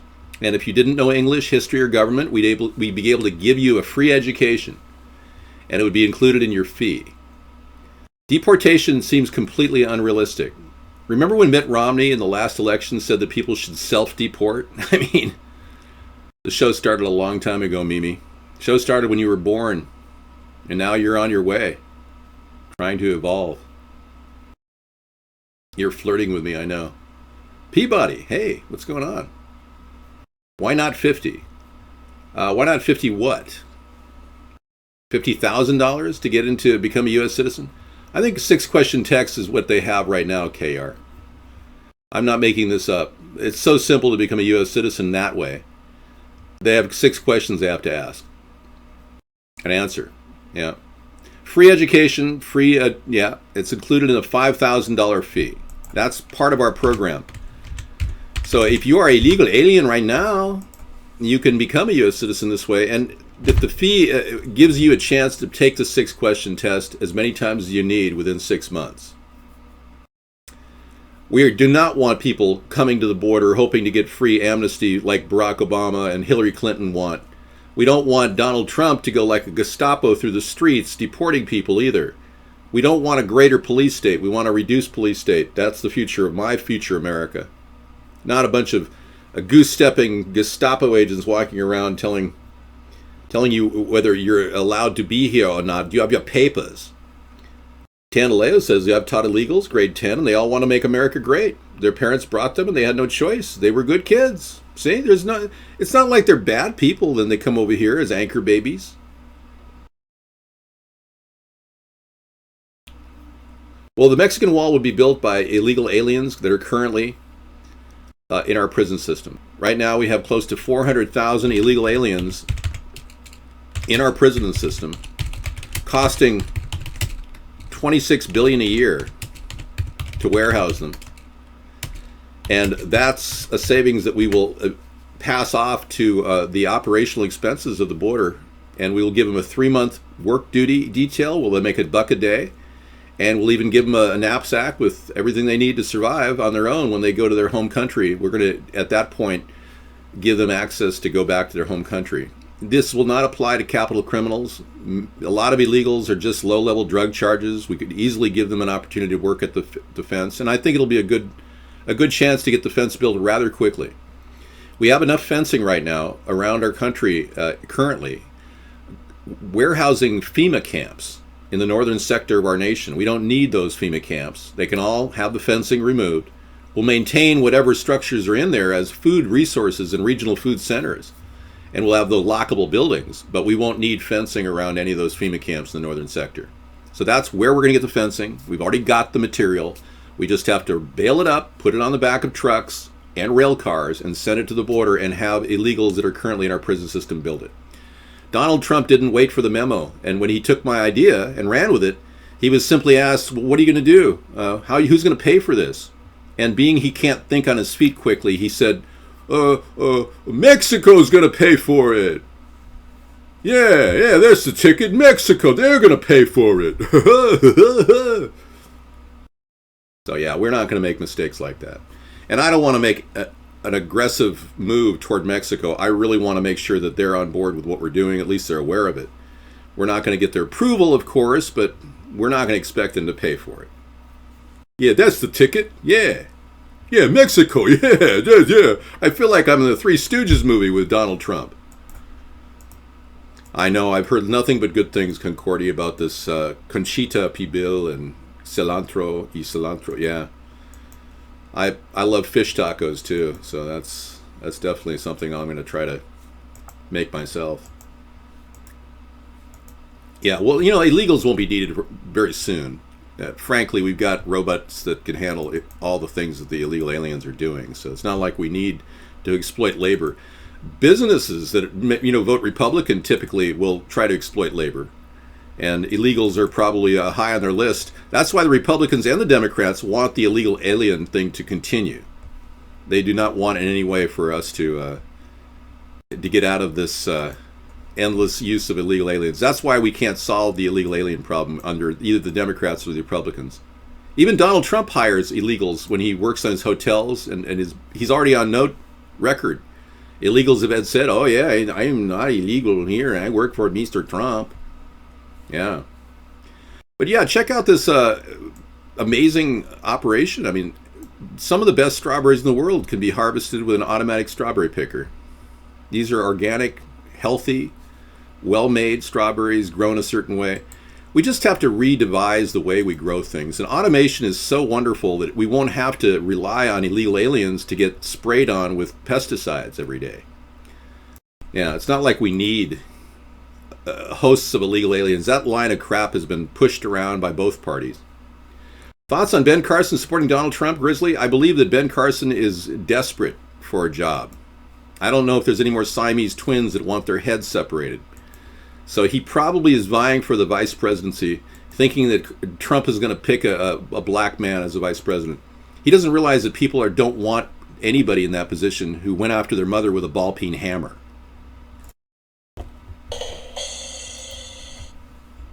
Your dump place will be cleaned by many of the poor people in the cities of New York right now. Believe it or not, the homeless people actually there's a program in place where they can get cash to pick up stuff on the street. You give them a hefty bag, and you'd be surprised how industrious bag people get for $10-20. Yeah, there's plenty of people out there who are going to be able to make $10 or $20 for an hour of labor. Don't worry. No, I don't believe in the flat earth. That's absurd. All that's designed to make a real conspiracy facts and discredit them. It's designed to prevent you from looking at chemtrails. Whenever you say, "Oh, have you heard there's chemtrails in the air?" "Oh, you're one of those reptilian flat earther people." All right. Well, it turns out the government has websites that they've constructed talking about reptilians and flat earths and chemtrails. So automatically you think that, oh, somebody's thinking of chemtrails, they must be thinking of the flat earth. I mean, seriously, it's designed to discredit the real truth vetting that's out there on the internet. We'll be cutting taxes for everybody in the middle class once I get my flat tax pass. Medicare and Medicaid will continue, yes. In fact, Medicare and Medicaid are the only functional government programs that seem to be actually running within a tight budget. They've got buying power, so Medicaid keeps doctors to a minimum. They can't gouge the Medicaid funds. So it's actually a good example of how well group insurance plans could work. If I open up the public option that I want to put together, an opt-in plan, the national opt-in health insurance plan, it's not mandatory, but if you want to spend $60 a month per person, you'll get a full healthcare solution in our public hospitals and our nonprofit hospitals, and you'll have everything paid for, including life-saving, illnesses. But we won't pay for, liposuction and tummy tucks, and yeah, that's just not going to happen. Chemtrails are totally real. Oh yeah, we're being doused constantly. My plans for Hillary when I become president will be to investigate her past. Now, we have a little problem with Hillary and Bill, Sir Waffles. Much of all the information on Whitewater and the Ken Starr investigation has been destroyed. A $60 million investigation, all the records were put in the Murrah building in Oklahoma City at the center of the explosion. So we won't be able to do a lot of work with the Whitewater investigation. We won't carry on. But there's a list of about 50 people that are dead because of knowing the Clintons. I'm not saying the Clintons killed them. I'm just saying knowing them led to their death. Something very suspicious about all 50 of those murders. We'll put a task force together at the Justice Department to investigate. Nope, human beings. This is another interesting point, Grizzly Ray. You said that if robots become self-aware in the future, will they be property of humans or will they be given rights? Well, under the existing system, robots actually could have rights. Citizens United gave corporations individual rights. I'm going to ask Congress to consider impeachment of Supreme Court Justice Roberts. I'm going to ask for his removal because I believe he has led to the mistaken legislation like Citizens United in the past. And luckily for us, Barack Obama, once we prosecute him for fraud, will be able to reverse the Citizens United decision. I'm fairly sure of that. It's going to take some finagling with Congress, though, to get them to impeach anybody. So we're going to have to convince them that we've got a really bad decision with Citizens United. Giving corporations individual status is the doorway to robots having an individual status. We need to reverse that. Robots should not have equal status as humans. In no way would we ever give a robot protectionary rights. Second of all, I want to minimize the presence of robotics in our police forces. I do not want robocops deployed in the streets of America. Now, I'm committing a very strong position on this because I really believe it's bad for America to have an enlarged police state. Well, here we thought Roberts was a true conservative, but it's kind of scary because Roberts, the guy that screwed over the entire inaugural address by not reading it, reciting it right, and then Obama screwed it up on top of that in 2009, January 20th. It's amazing what mistakes are made during a person's tenure as a Supreme Court justice. When he replaced Rehnquist as the Chief Justice, it occurred to me, how in the world do we have a system that allows a guy who's never had any experience on the bench to replace the Supreme Court Chief Justice? And when we find out that Chief Justice Roberts actually has epilepsy and is on heavy meds and has been for years now, I mean, there's no way you can justify that he's the greatest legal mind of our time. He's up there with Justice Thomas, who barely says anything ever. And he only recently said something when, I guess, Justice Scalia wasn't on the bench anymore because he died. And isn't it interesting how Justice Scalia died without any investigation or even an autopsy? Wow. Boy, we got a lot of things to talk about tonight. Yes, I'm against all federal land grabs. The EPA will be completely, everybody on the EPA at this point is going to be fired. I'm going to fire everybody on the EPA, and we're going to put together a team of watchdog experts that know more about what's happening with the mining, gold rights, and the leaks of cyanide in the ground in Colorado. When the EPA released all that toxic cyanide into the river, only to literally destroy the land so that they could sell off or lease rights to mining companies for $5 an acre to continue dropping cyanide in the ground to get gold and extract gold from the ground. That's the EPA gone wild. We need to separate them from treating the environment. The EPA right now is completely corrupt and foul, as is the FDA, who is instrumental in stopping development of new cancer-saving vaccines, not to mention the cancer-saving technology that we're seeing evolve with GMCAF, a brand new product that looks very promising for ending cancer. The FDA is trying to pursue cases against every doctor. And ironically, 15 of those doctors who were under investigation by the FDA, they're dead. Just like the people that are on the 50 dead list from the Clintons. They're all dead from unknown causes of death, like being found in a ditch. This is the past year. Over 15 holistic doctors have died investigating cures for cancer and the dangers of bad elements that are in vaccines. I mean, you name it. We've got a lot of reform to do. It's unbelievable. Well, gee, too bad. The people working for the EPA will not be voting for me. Gee, I'm so sorry. I'll lose what, 7,000 voters? Gee, I'm so sorry that they're going to lose their job, okay? They've screwed up the environment. We haven't had any major progress since the Clean Air Act of 1970. All they do is penalize mildly companies like Dow Chemical, and they pay their penalties, and then they continue polluting. We're looking at a completely failed agency with the EPA and the FDA. I'm also going to be eliminating the CPS organization, Child Protective Services, and merging their services with local law enforcement. And local law enforcement, when we give them sensitivity training on brutality, we will actually give them the necessary tools to help with families. They're already being versed on domestic violence issues, so it's a natural progression to bring in local law enforcement in family disputes. We don't want to take kids away from families. CPS has been getting kickbacks from the U.S. government over the past 15 years, ever since Clinton put this in place. They've been getting kickbacks and perks for taking kids and ripping them from their mom and dad. $4,500 per child to place them in a foster care home. That's the little perk that the CPS officer walks in the door with. Pretty cool, huh? Not? Some states like Ohio, they get as much as $32,000 per kid to pull them out of their home and put them in a foster care home, which, by the way, is more than violent.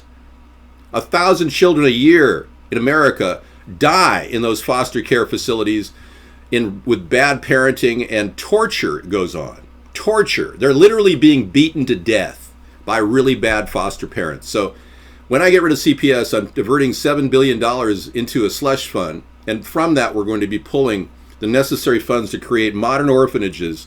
They're state-of-the-art and totally focus on privacy for the children. So much so that each child will have a private cubicle with their own LCD TV and gaming station, closet, bedroom, place to put posters up, and no one will be allowed in that room except that child. We'll have motion detectors to make sure nobody's in that room besides that child. We won't have video cameras in there, but we'll have motion detectors. And that alone will give us the necessary security to maintain their safety and their ultimate survivability. And these kids could have brother, big sister visitations. They could have people from the community get involved as long as they've been checked and vetted to make sure they're not molesters. There's a lot of things we need to straighten out in this country, and the foster care system is one of them. You know, I'm reluctantly pro-choice because I recognize the need for a woman to make a choice about what she's going to do with her body. I personally would not want to have a woman that I impregnated have an abortion, but I would tell her it's still her choice. But what I am in favor of is a first trimester law. I can't propose it, but legislators could put this out there, a first trimester law that would be ideal for minimizing the pain and suffering endured by fetuses. As a child is getting to be 12 weeks old, they're about this big, and their cerebrum is not fully developed.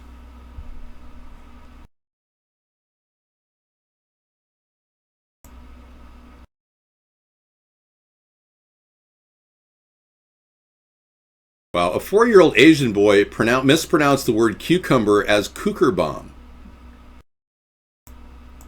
Okay, this is a story that's just almost too bizarre to believe. I mean, it's like I'm reading this and I'm going, what the heck is this?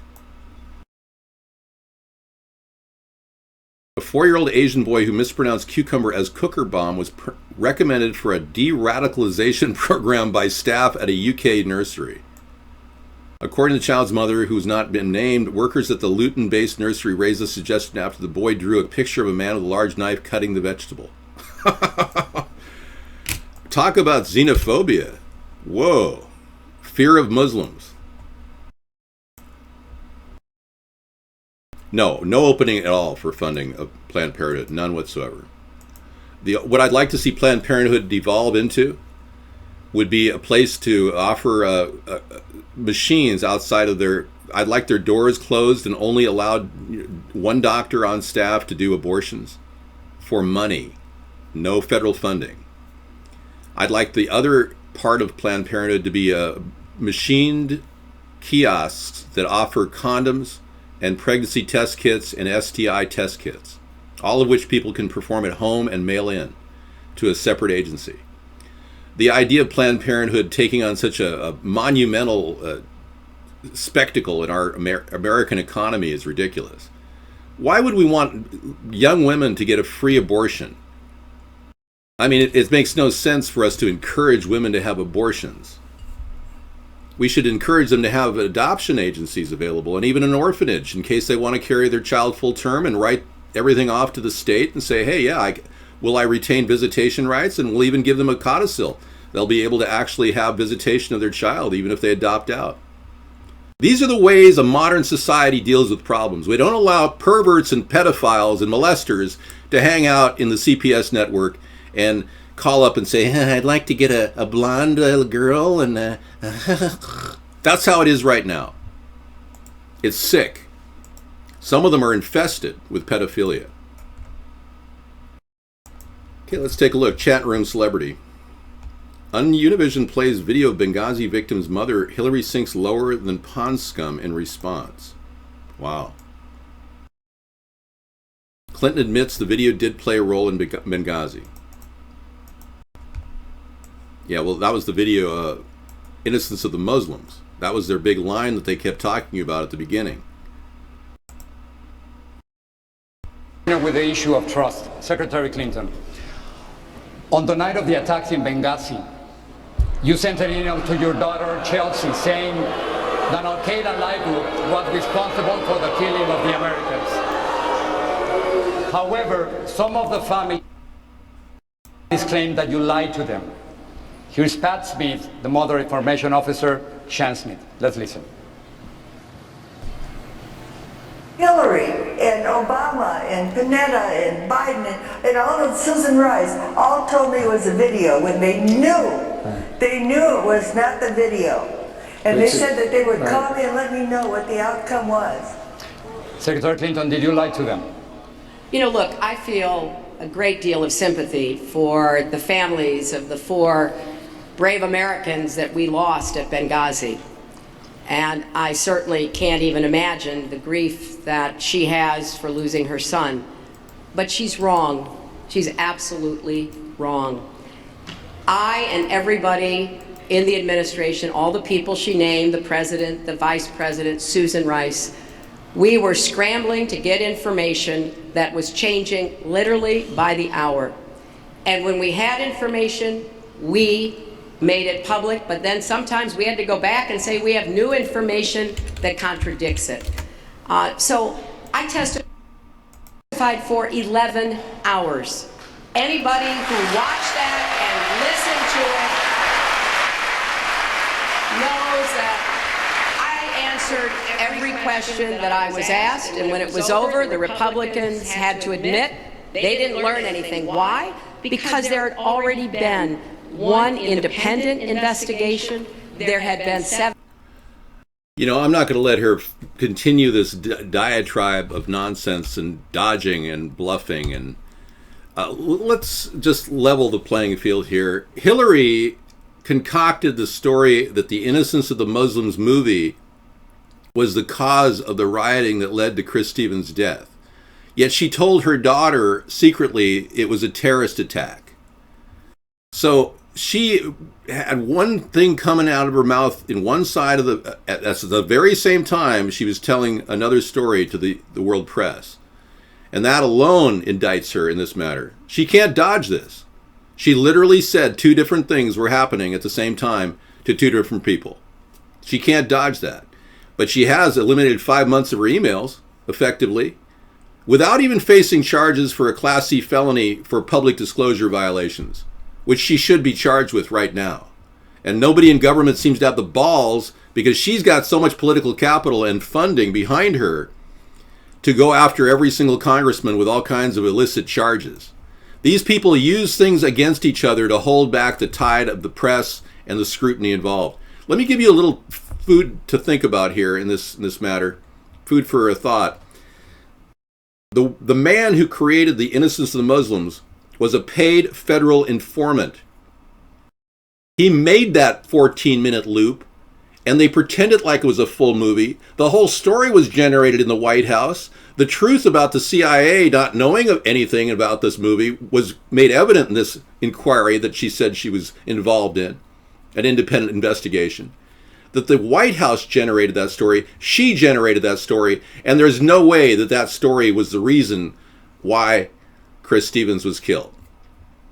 Plus, and this story never came up at the hearing with Trey Gowdy, and this is something I would have been in her face asking her, why did you release the MEK, a known terrorist organization since the 70s? Why did you pull their name off the terrorist watch list the day after Benghazi happened?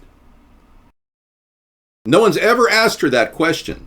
And I was watching the news. I couldn't believe it. I could not believe that she systematically pulled the MEK from the list of known terrorist agencies off the list the second day after that event. If that doesn't reek of complicity and payback, I don't know what does. And let's not forget that Hillary Clinton worked as the board of director on the board of directorship for the Lafarge Corporation when Saddam Hussein got the shipment of chemicals that killed the Kurds. Over 230,000 people killed because Hillary Clinton on that directorship okayed the sale of chemical weapons to Saddam Hussein, and that's never come up in the videos that I've seen on the mainstream media. Never. All these pieces of information create a strong prosecutorial argument that this woman needs to be charged with a crime, and the Democrats and Republicans need to wake up right now. And if they don't wake up now, we'll have another tyrant puppet as president with either Donald or Hillary. Because Donald won't even go deep into this like I'm going right now. He doesn't have the toolkit necessary to attack the mistakes that this woman made as Secretary of State. Not to mention the fact that she didn't provide a protective detail for Chris Stevens for the 3 months prior when he kept calling and asking for support. Why didn't Chris Stevens have a plane parked there, right there in Benghazi to get out of that place when they needed to? It turns out Obama had moved that plane to Iraq 2 weeks prior. That didn't come up in the Trey Gowdy hearing either. So all these issues that were completely untouched by the Republicans show complicity on their part in not prosecuting Hillary Clinton for the mistakes she's made as Secretary of State. Okay. So Japan is revving up a maglev train to pitch to the U.S. This is interesting. Yeah, she moves her hands around to distract people. It's like she's swimming in her own pile of crap. Well, Bush versus Gore, it was clearly a rigged election. The hanging chads, the whole thing. Bush lost to Gore in that election, but they reversed it. The Dade County election ballots were completely nullified, giving the election to George W. Bush. Gore would have won that election, hands down, had the Dade County ballots been added to the mix. But election fraud, that's not new for the Republicans or the Democrats, believe me. They've been spending years engaged in election fraud. That's why we are trying to pitch a third party here. That's the only way we're going to survive against these two parties, is to get them really scared about their electability. Right now, they think they've got this whole thing wrapped up in a little package, and they can just continually tell the American people, this is how it's going to be, and you're going to have to accept it. Get with the program or don't. And frankly, I don't get with the program. I'm not part of their little cadre of weird manipulators. It's bothersome to think that this is what they've been getting away with. Okay, so Japan revs up a maglev train pitch to the U.S. Technology wins strong endorsement from Maryland's governor. Really? Maryland. I wouldn't think that's a state that has any money to blow on a maglev. This is pretty funny. Tokyo is campaigning to export its fastest train technology to the Northeast U.S. after last month's deadly Amtrak accident, and it won a strong endorsement Thursday from Maryland's governor. That's special. Well, needless to say,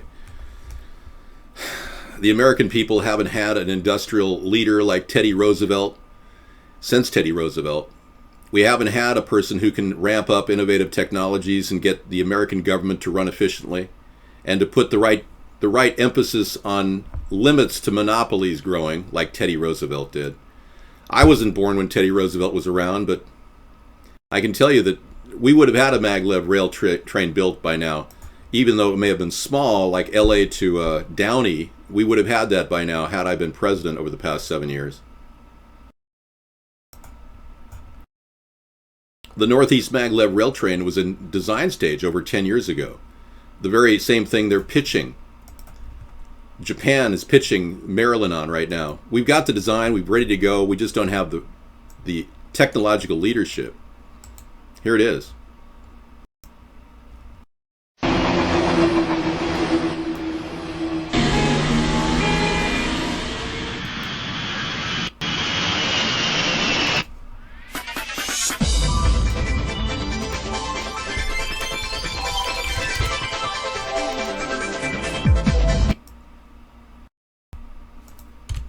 And nice? Yeah. I don't want to affect the video stream because I'm getting censored on the network that we're broadcasting on. So they're limiting our video capability. If you guys are having problems with the video screen, go to AmericasThirdParty.com and just go to our website. And you'll see a good stream coming out of the BCAM network. And the Vaughn chat room will be there as well.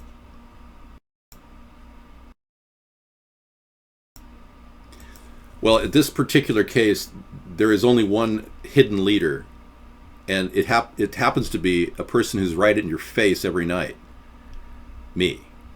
Okay? I'm the leader of America's Third Party, and I'm not hiding from anyone.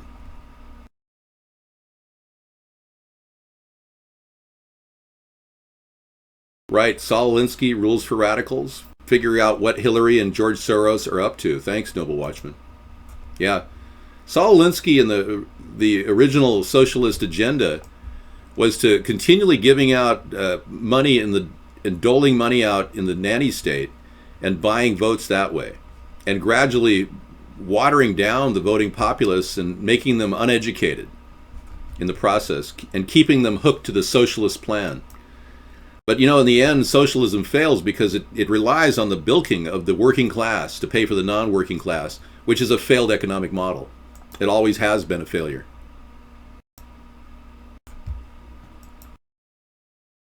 Right, Hillary Clinton has been the perfect patient disciple of the Alinsky since she wrote her thesis about him her senior year at Wellesley in 1969. That is correct. And the Cloward-Piven plan, also a later descendant of Saul Alinsky, engaged in a political takeover of our nation, allowing illegals to vote. I mean, you name it. They're up to no good on the left. Hillary has completely turned Marxist. No, you're having fun. You're enjoying yourself. It troubles me to wonder why you're drinking beer when you should just smoke weed. As long as it's legal in your area, of course.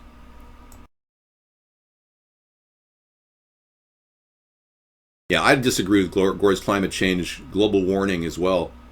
We are entering an ice age, as some scientific meteorologists claim. New Leaf is correct. The recent theories that we need to keep cooling the ice caps are just not true. The ice caps are reforming right now because of our position in the global galactic alignment with the Milky Way and the Sun. And astronomers are keen on this fact, but climatologists are not. So the climatologists are still working with the old trumped up ClimateGate theories that our planet is warming. So what are they doing? I was explaining this to Sarah this morning. They are dumping sulfates in the air. The reason why they're doing this is because they believe that they can duplicate the environment that happened when a major volcano erupted, and science noticed that less hurricanes followed the next couple years. We're getting video here, Connie Trumpheim. Yeah. David Keith is calling for poisoning the people to cloud the skies to block the sun to cool the warming. He is incredibly screwed up in the head. I pointed it out that David Keith was pushing this agenda for the past couple of months now. I've been talking about this guy who, I bring it up again, I don't mind. We've got a war against mindless idiot, educated fools that think they can manipulate the earth and play God, like this guy. What we call the mesosphere, about 100 kilometers up. There are all sorts of papers already published that address this topic because it happens already in the natural atmosphere. So it seems there are already fine particles that are levitated up to what we call the mesosphere, about 100 kilometers up, that already have this effect. I'll tell you very quickly how the effect works. There are a lot of fun complexities I'd love to spend the whole evening on, but I won't. But let's say you have sunlight hitting some particle and it's unevenly heated. So the side facing the sun is warmer, the side away cooler. Gas molecules that bounce off the warm side bounce away with some extra velocity because it's warm. And so you see a net force away from the sun. That's called the photophoretic force. There are a bunch of other versions of it that I and some collaborators have thought about how to exploit. And of course, we may be wrong. This hasn't all been peer reviewed. We're in the middle of thinking about it, but so far it seems good. But it looks like we could achieve long atmospheric lifetimes, much longer than before, because they're levitated. We could move things out of the stratosphere into the mesosphere, in principle solving the ozone problem. I'm sure there will be other problems that arise. The devil is in the details. There will be other problems that arise. This man is an imbecile, an absolute imbecile. He has overlooked in his mathematics, and I studied his mathematics, he's overlooked gravity. I couldn't believe it. I was like, wait a second. You're somehow trying to levitate carbon in the air with aerosol sulfates? pushing it to the poles, thinking that's going to then fly into the mesosphere without even factoring in gravity. I was shocked. The lack of science that is engendered by these educated fools. I have to just push this guy away here. We don't need him here. Yeah, he totally overlooked gravity. So his science is a failure, yet he was listened to by the elitists because he talked about how cheap this would be. He said it was only $15 billion a year to dump industrial waste and aerosols into the atmosphere. So the sulfates would mix with the carbon dioxide, he claims, and slowly cool the planet because it's warming so much, even though it's not. Like I said, we're entering an ice age.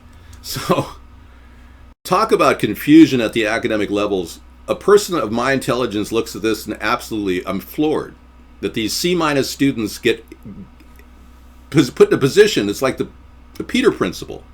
People achieve their highest level of incompetence, and that's what David Keith has done. He's achieved his highest level of incompetence, and he's so smart he's dangerous because he's not very smart. He's got enough knowledge to be dangerous. So this is the deal. We need this third party to interrupt the process by which these elitists think they can pollute our planet. There's no way we're going to do this any other way. We absolutely need a political alternative to get the planet back into focus here. Yes, we all have video. You may want to hook up your monitor.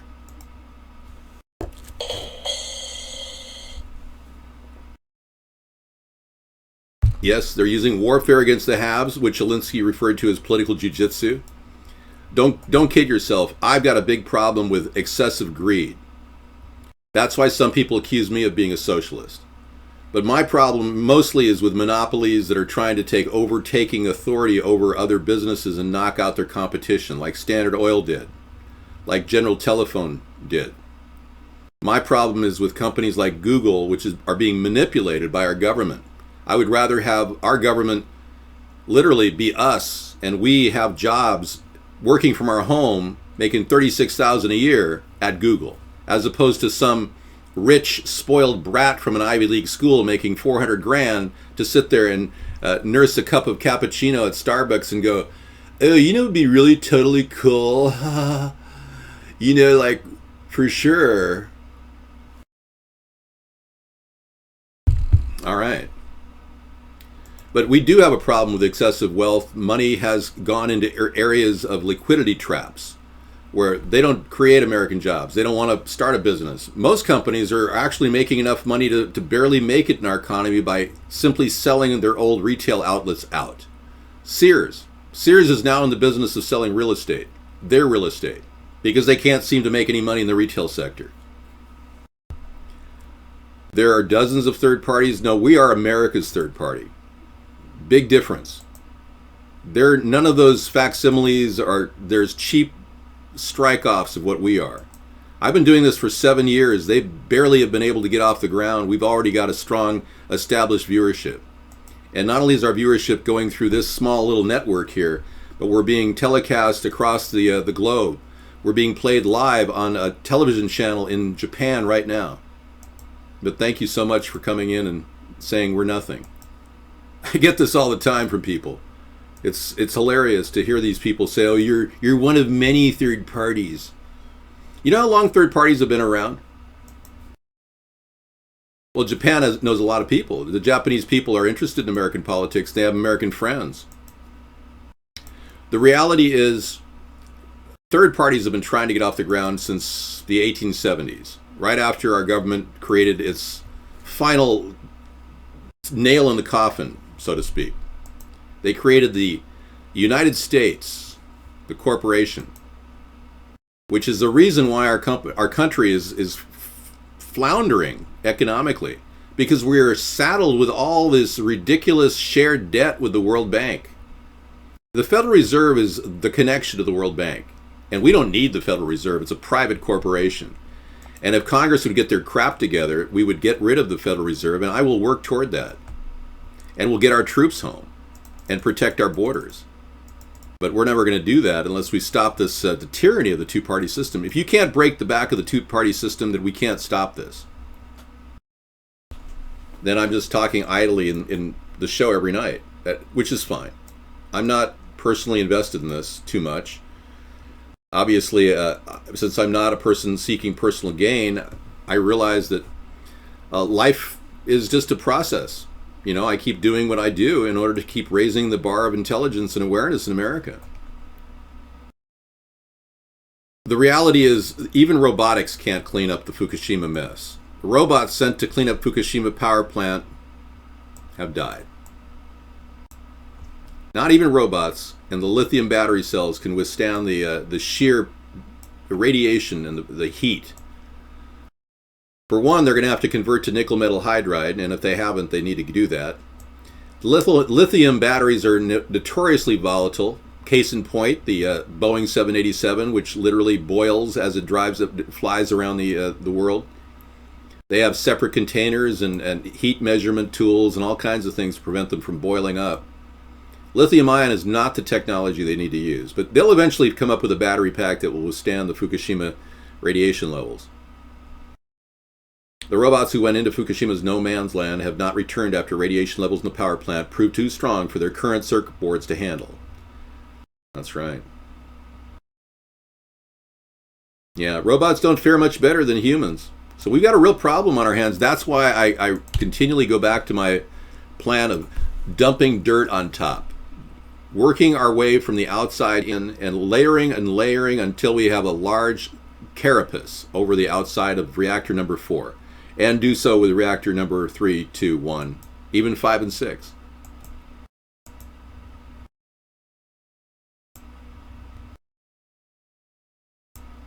Thanks for giving us Rules for Radicals, Noble Watchman. It's always nice to hear from you.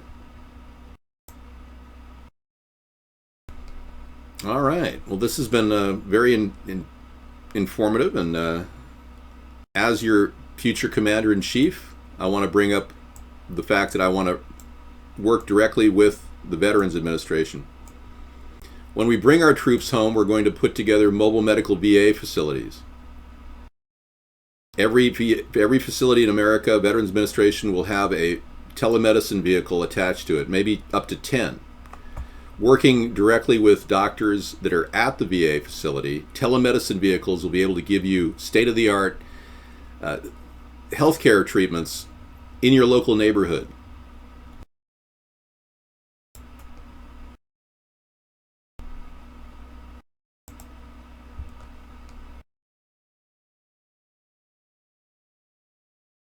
Well, the hydrogen-fueled vehicles are on track for production, Grizzly Ray. No need to worry there. Let's show you why the governments aren't all that different from street gangs.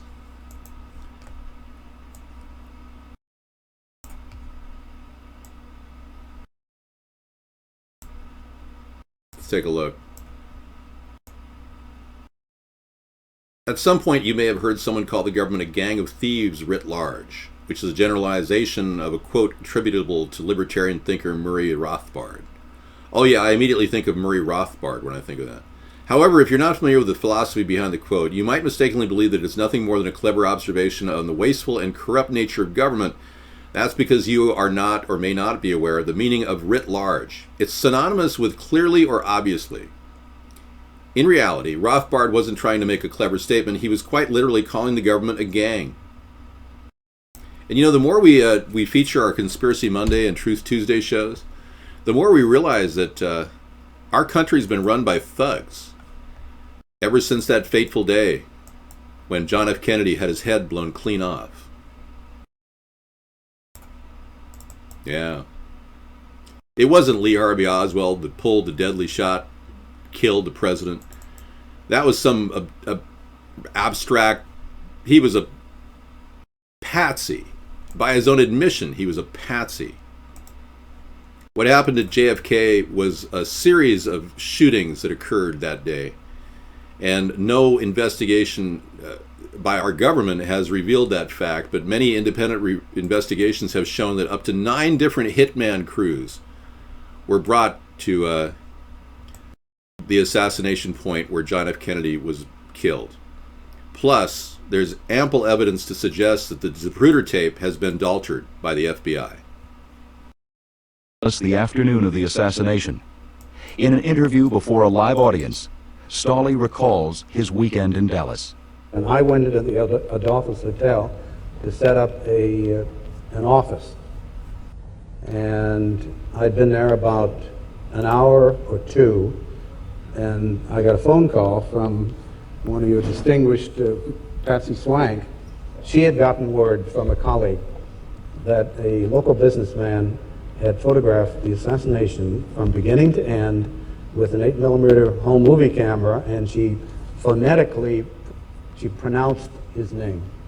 And I picked up the Dallas phone book and ran my finger down the Z's, and there it was, Zapruder, comma. All right.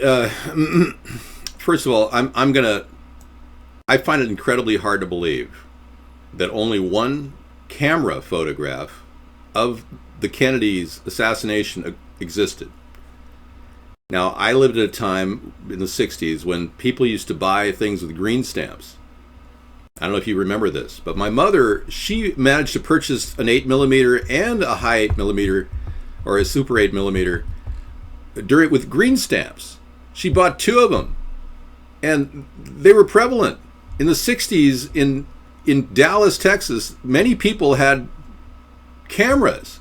SNL green stamps bought them. Yeah, I'm serious. That was one of the items you can buy with green stamps.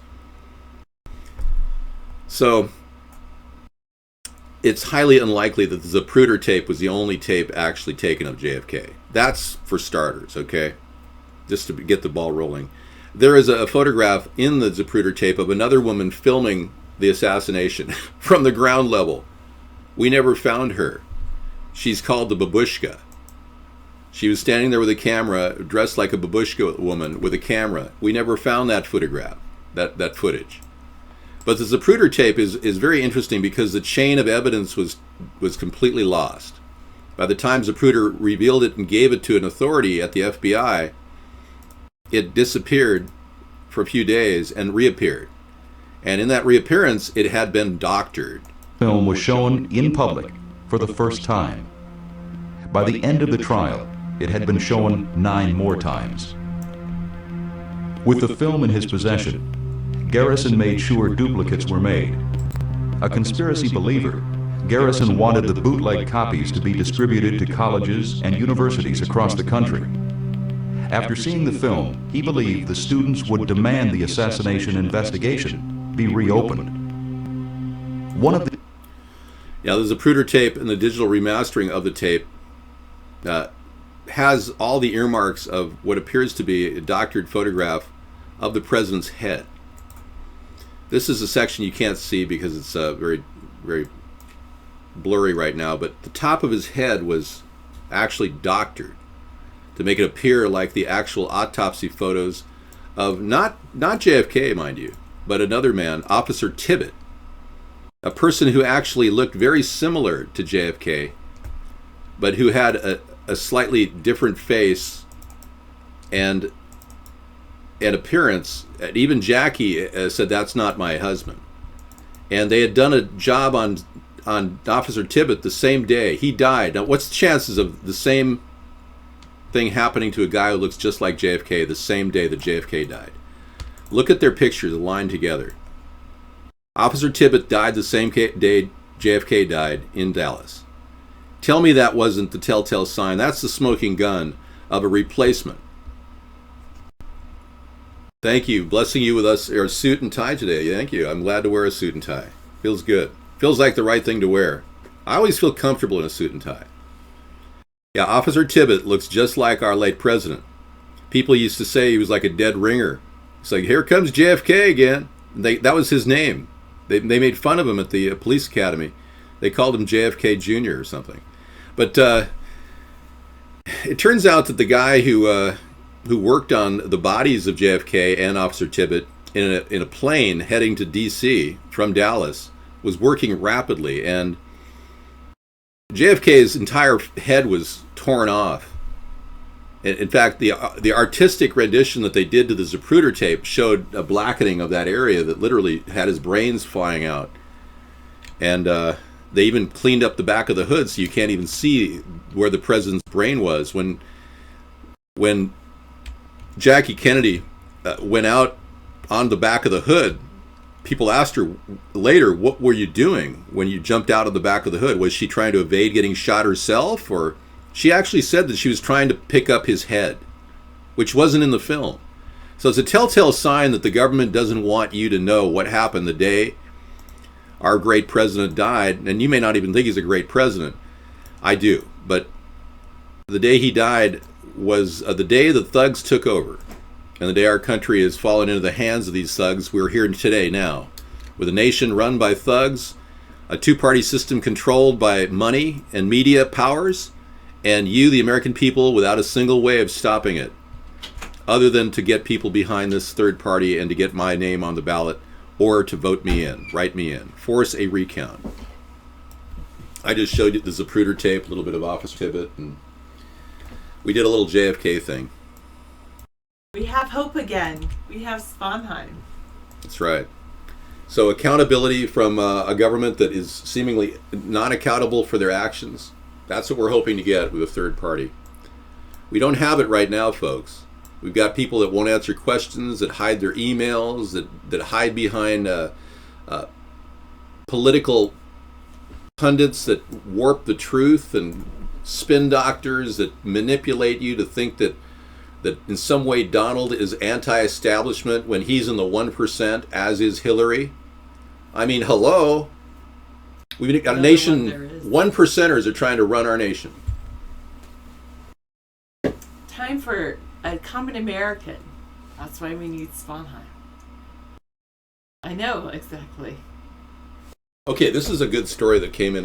Splenda. You know, we've been seeing people eat Splenda at the dinner table, and I don't recommend it. But Splenda is now linked to leukemia in a new study. So none of those sweeteners, those zero sweeteners, are safe unless there's stevia. Stevia is the only one, and there's a couple of them made with stevia. Yeah.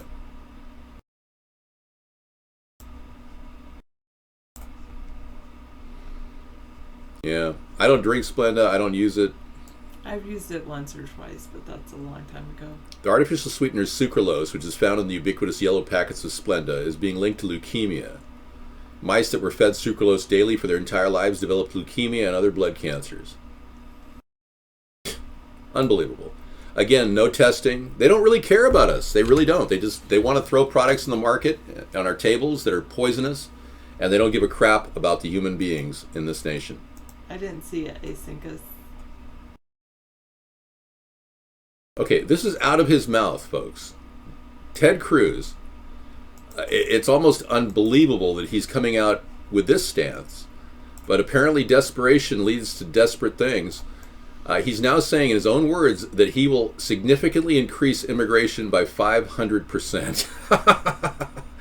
I mean, if he couldn't take a more bizarre stance and challenging Donald Trump's success at wanting to stop immigration. It's so amazing. Who's his political campaign manager? I mean, the doofus must seriously need to realign his thinking about what he's doing. I mean, increase legal immigration by 500%. 30 seconds of video truth. Okay. Thank you. Thanks for that wake-up call. We're not voting for Ted Cruz.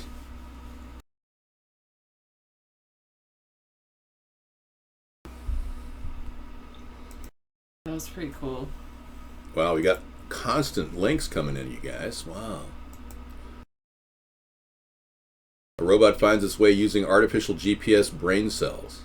One robot has been given a simulated version of the brain cells that let animals build a mental map of their surroundings. Oh, good. Yeah, love that. What a concept. Well, that's just good for self-driving cars, so they can be safer. Or your RoboCop that comes to your door saying, "How do I leave? Where is the direction back to the police station?" First and last name? My first name is Jesse. My last name is Snodgrass. Have you ever sold drugs at Chaparral High School? Nope. You never sold drugs to any students there? No, sir. No? Okay. Do you know who this is? Nope. You sure? Yeah. Daniel? I don't like Ben Carson. It was the first thing. Ben Carson's spineless. Does that come to mind? Yeah, pretty much. I mean, I used to like him. I went and saw him speak at one time when I was like a kid, but I just, he has no presence, no energy, he's not a leader. And I think him endorsing Trump is to try to get some kind of vice president position, and it's just like, no. The pushover. Yeah. Is he on medical marijuana? Does anybody know that is Ben Carson using medical marijuana? A flooded 16th century church resurfaces in Mexico due to the drought.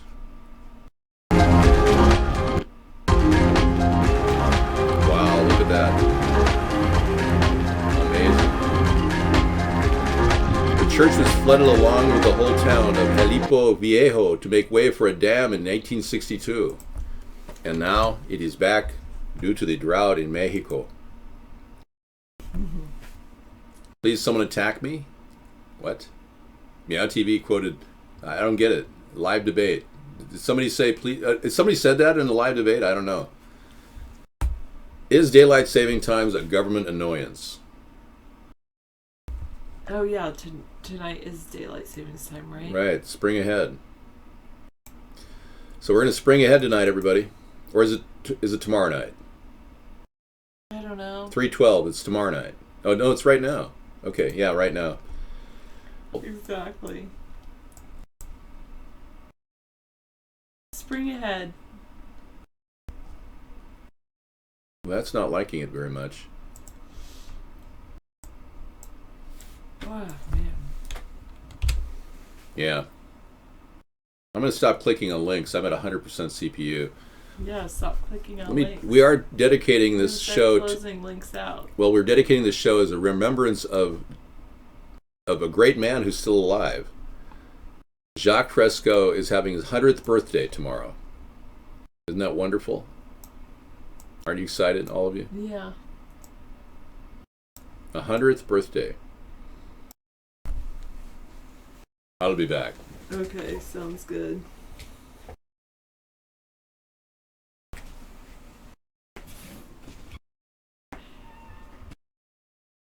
My RAM is running on vapor. Something like that. Oh, I am back. It's fantastic to be here with you. Wonderful people. I think you're wonderful people. Are you people? Are you just AI chatting with me to make me think I'm not alone in the world? Can't stop because I can't stop. Can't stop clicking on links. Oh, thank you. Thanks for the... I'll take that as a compliment. Well, the red X. Oh, yes, I know. Shut it down! Shut it down! There we go. Oh, I just learned the red X. You are about to close 33 tabs. Are you sure you want to continue? Close tabs. There we go. I just closed them all. 33 tabs! Alright, now David's gonna be like, but I go back and I save all those things in our link library. Sorry if it's that important. Thanks. I'm a Sponheim fan, so I'm not a Trump fan. Lost in the cosmos. Don't get lost in the cosmos. I know I never actually did finish reading John Locke. I know I should do it, but it's just one of those things. I haven't been doing that. Finally found a show I can laugh at that's like my sense of humor. But that's good. That's what I've been doing a little bit. That's why I'm smiling for once. But yeah. Okay.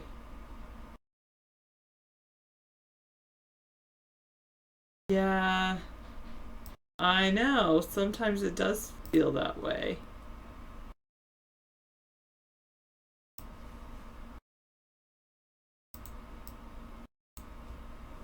Delete. Delete. Okay. File save. Minimize this. There we go, I'm back. I can see you, Ace Penta. I used to like, isn't that there's a game, Penta or something, on Linux? I used to actually download Linux just to play this like 5 in a row game. It was pretty fun. Wow, yeah, TV2. Heavy, man. Heavy. Dogs who fail at being dogs. That sounds like a cute video. I'll watch it. Maybe no. I won't watch it. I'm not a big dog fan, actually. I'm an okay cat fan, but that's it. And then we will rebuild, Noble Watchman. Because America is great at rebuilding. Thank you, Cartwright. Yes, I can see your chat at Ace Penta. Can you see me? Ooh, I probably prefer tacos.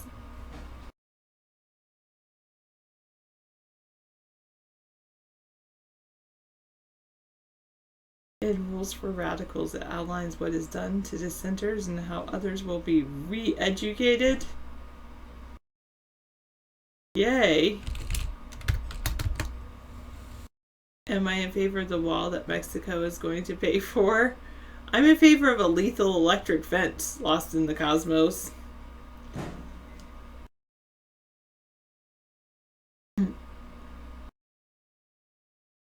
That sounds fun. Alright, Cartwright. Yeah, I like Mexican food. I also not eaten at the same time, but I'm a big fan of Belgian waffles. But not when I'm eating Mexican food.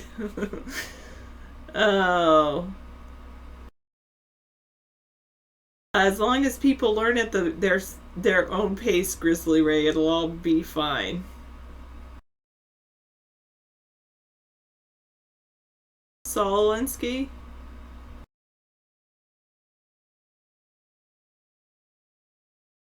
Yeah, David would probably agree with you, New Leaf. Yeah, waffles are pretty excellent.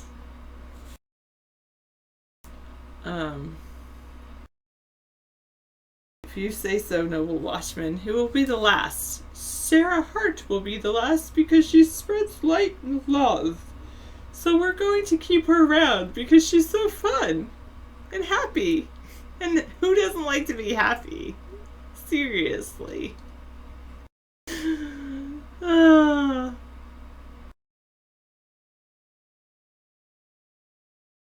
Yeah. Oh, my opinion of the Trump riots is that they were paid for by the Koch brothers, and the other Republicans who are anti-Trump. They're trying to like just fan the flames of both sides to get negative. It's all about negativity, man. And I want to be positive. Waffle.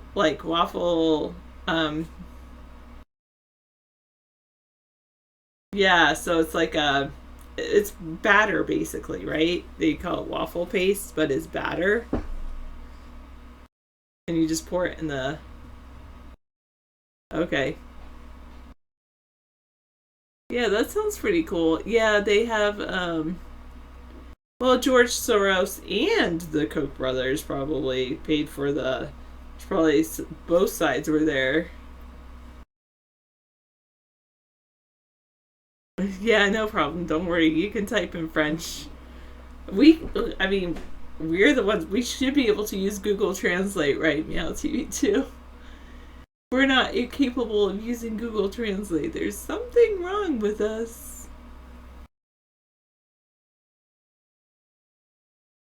My hair hasn't been like long. I usually don't let my hair out during the week. I just like wear it like a school marm during the week. But then on the weekends, the long hair comes out. I cannot believe how long my hair is getting now. Check it out. I can't even go back to show you how long my hair is. I can't even fit it on the screen. It's that long. There we go. Crazy, right? That's what happens when you let it grow for 4 years. Well, no, Tapson. Not at all. Yes, I did grow up in a religious family. But ironically, my family's not religious anymore. Even the most religious people that were super religious in my family are not religious anymore. I look like a Washingtonian. Oh, paid by Bernie Sanders. What happens? Tolerance. There grew a lot more tolerance in my family. I guess one of the things is like also all of my siblings kind of grew up, and I mean my siblings kind of turned non-religious. Well, actually one of my siblings like totally was not religious growing up, and she's become totally religious. And my mom was kind of religious and has totally turned not religious because maybe it was because she found out like her best friends had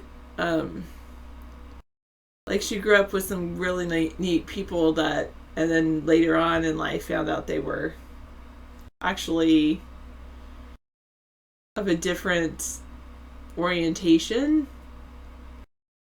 and decided to, accept them. They're her friends, so yeah. Did you have fun, Leroy? Did you find out anything? No, non-denominational, Lost in the Cosmos.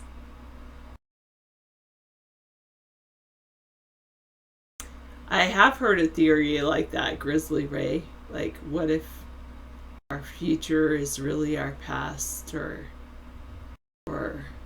something like that. It was canceled. But I do believe I have placed a high value on tolerance and empathy, and I try not to be superstitious.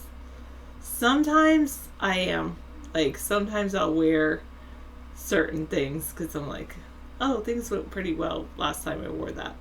But then that doesn't always work. So, and I'm like, come on, Sarah. Seriously, superstition doesn't work, so. System 32 virus? Not really, Leroy. You want to enlighten me? I don't know all of the ways that people make their own maple syrup. I mean, I know what my mom did to make like maple lean syrup, which you get like this maple flavor. And I don't know if the maple flavor is artificial or real, but it's like maple flavor, and it still comes in a little tiny thing, like a little vanilla will come in. And you put a little of that in like in a big pot with with water, hot water, and you start adding sugar to like make a simple syrup, and then you can add the maple flavor, and that's like maple like syrup. But to make real maple syrup, you have to kind of tap into maple trees and do something with that, and I don't know the rest. Yes. Oh, that's cute. If God is watching us, the least we can do is be entertaining. I grew up in many different states. I grew up mainly from from like 4th grade till I graduated high school well, actually I moved around a little bit there, but mostly in Riverside, California.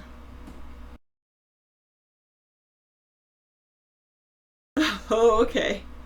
Interesting. Ace Penta.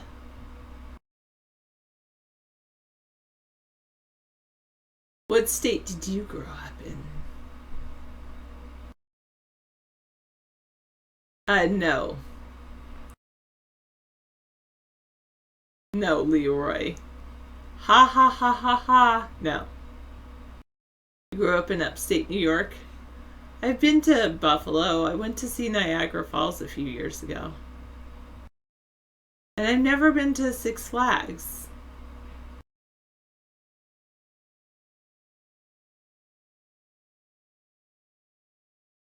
You pet your cat, but she ignores you. I do that sometimes too. You grew up around Albany. That's pretty cool. Are you still close to home, or are you moved far away? I don't live anywhere near Riverside anymore. I live all the way up in Washington State. Oh, now you're living in Europe? Fun. Yeah, I've never been to Disneyland either, and I grew up in Southern California, so go figure. So it just occurred to me that we really did have like a celebration of Jacques Fresco and the Venus Project by going to Jacques in the Box tonight. Yes, Jacques Box. We went to Jacques in the Box to celebrate Jacques Fresco, the legendary 100-year-old. He's a centenarian. I mean, that's really amazing to live that long. You know how many times he had to, well, get up in the morning and, get through the day? I mean, think about it. I'm not a big roller coaster fan, though. This is David Sponheim. He's running for president of the United States, and you should totally vote for him. Thank you. He's cool, isn't he? Thanks for supporting me. It's much better when people support me. When they don't support me, I ban them. So it's like I just banned somebody earlier for not supporting me. Your message has been deleted by System 32. Okay. I think that he's encouraged it to be brewed, and I think though the only thing that he has is the money. I was running with the same ideas that he had, except for hating on Muslims. That's Meow TV's idea. That's the one thing that he took from Meow TV. Hating on Muslims is Trump's big play, and I think it's a big mistake myself. All from Meow TV 2. Meow TV 2, you should say, Trump, you stole my idea of disliking Muslims. He didn't steal my idea. He stole Meow TV 2's idea. I actually like everybody. Most everybody. There's one guy on the internet I really don't like, but I don't even know him, so I can't say I really dislike him. But yeah, I know he doesn't like me, so that's fine. The 1,000-mile border is my idea. The border fence is 1,000 miles. I did the math. I sat there with a measurement tool on a map one day, and I said, okay, where are the weak points here? Where in the border are the illegal aliens coming through? And I saw this area where Representative Gonzalez has been asking government support for years and never got any. Needs a fence so bad. It's an open door to Mexico. And I started mapping from there, and I picked up 1,000 miles distance needed. And now he's running as if it's his idea. It's amazing. And the lethal electric idea is Sarah's. She's the one who wants to make it so that anybody crossing over the border will fry like a tostada on a hot day. Yeah. See, we don't really care about somebody who goes past a fence that says no entrada, muerte, indagioso. I mean, the whole thing can be just warning, warning, warning, and there's no reason why people would cross over that. Not good people. So, yeah. Okay, we just put you in the same boat as Romney, huh? Romulus or Romney? No, Romney said that people should self-deport. Yeah, Tapson, I think we're done with you. Go away. Don't ever come back. We don't want you in our room. He's the same guy I banned earlier. Oh, okay. Yeah, they come back with these new names, and dude, I know you just came back earlier. Yeah, a hot Mexican tostada, burnt to the crisp. 100,000 volts of fire-burning energy, guaranteeing our safety and security in this nation. Donald Trump doesn't even know how to build a fence, let alone a wall. And for him to want to build a wall, it would take about 8 years. Meow TV did the math on that, right, Meow? Our reigning expert on everything. He actually says that Donald Trump's idea would take 8 years to build, brick by brick. Thank you for your expertise. A man with 7 going on 8 PhDs, piled higher and deeper. It's amazing. It's amazing, amazing, I totally amazing. believe in the First Amendment, all facets of the First Amendment, even when someone says something that I don't like the people that don't like me, they're still allowed to say that they don't like me. I know that I purge people from this room, but that's because they can go say it somewhere else. I'm the guy running for president, man. If this isn't intuitive to you, then maybe is the Vaughn advertising dropping? That's Look it. at this. Down Ryan here. David Sponheim. This guy for president. Click the X button and get rid of the Vaughn constant tag on your picture, and then you'll see what I'm talking about. Oh man, snap. Snap, crackle, and pop. You know, I have a really nice memento here of what I remember the peace movement used to be. It landed right here. It fell on the kitchen floor, the peace movement, in the form of our great leader, Bobby Kennedy, Robert F. Kennedy, dying at the hands of a sheriff who blew his head off, claiming it was the guy across the way, 8 feet away, named Sirhan, who turns out was a victim of MK Ultra project. So I believe that Bobby Kennedy would have carried the torch for peace, and this came from the veritable hotel, the lobby where Bobby Kennedy had died on that fateful day, the day he won the Democratic nomination. Leroy David's in part 1968. Of America's Third Party. We lost a great man. I remember when I was visiting Cape Cod. David used to smoke. I did. Well, and quit a long time ago. I Oh, think yeah. he had like 2 puffs and that was it. No, I did smoke for a while. I'm not going to say I didn't smoke. It's on the record. I'm writing about it in my book. So I had a bout with the addiction. Oh yeah. Cigarettes are hell on earth. My mother was addicted for over 50 years, and it's just one of the toughest addiction out there. If you guys are trying to quit cigarettes, I know what you've been through. It is really bad. I was addicted. As a child, as a baby, I was addicted to cigarettes. My mother smoked 10 cigarettes during the pregnancy every day. And I was born, I think the first thing I said is, "Does anybody have a cigarette?" Something like that, yeah. Green tea is full of caffeine. Cigarettes are bad. And mixed with alcohol, it's a double doozy. It takes your cardiovascular system and completely screws it up. So yeah, bad news. All right, thanks, Leroy. We'll listen to your... You believe that the Jewish people have a base on the moon. Are these people traveling to and from Jerusalem via a Stargate, too?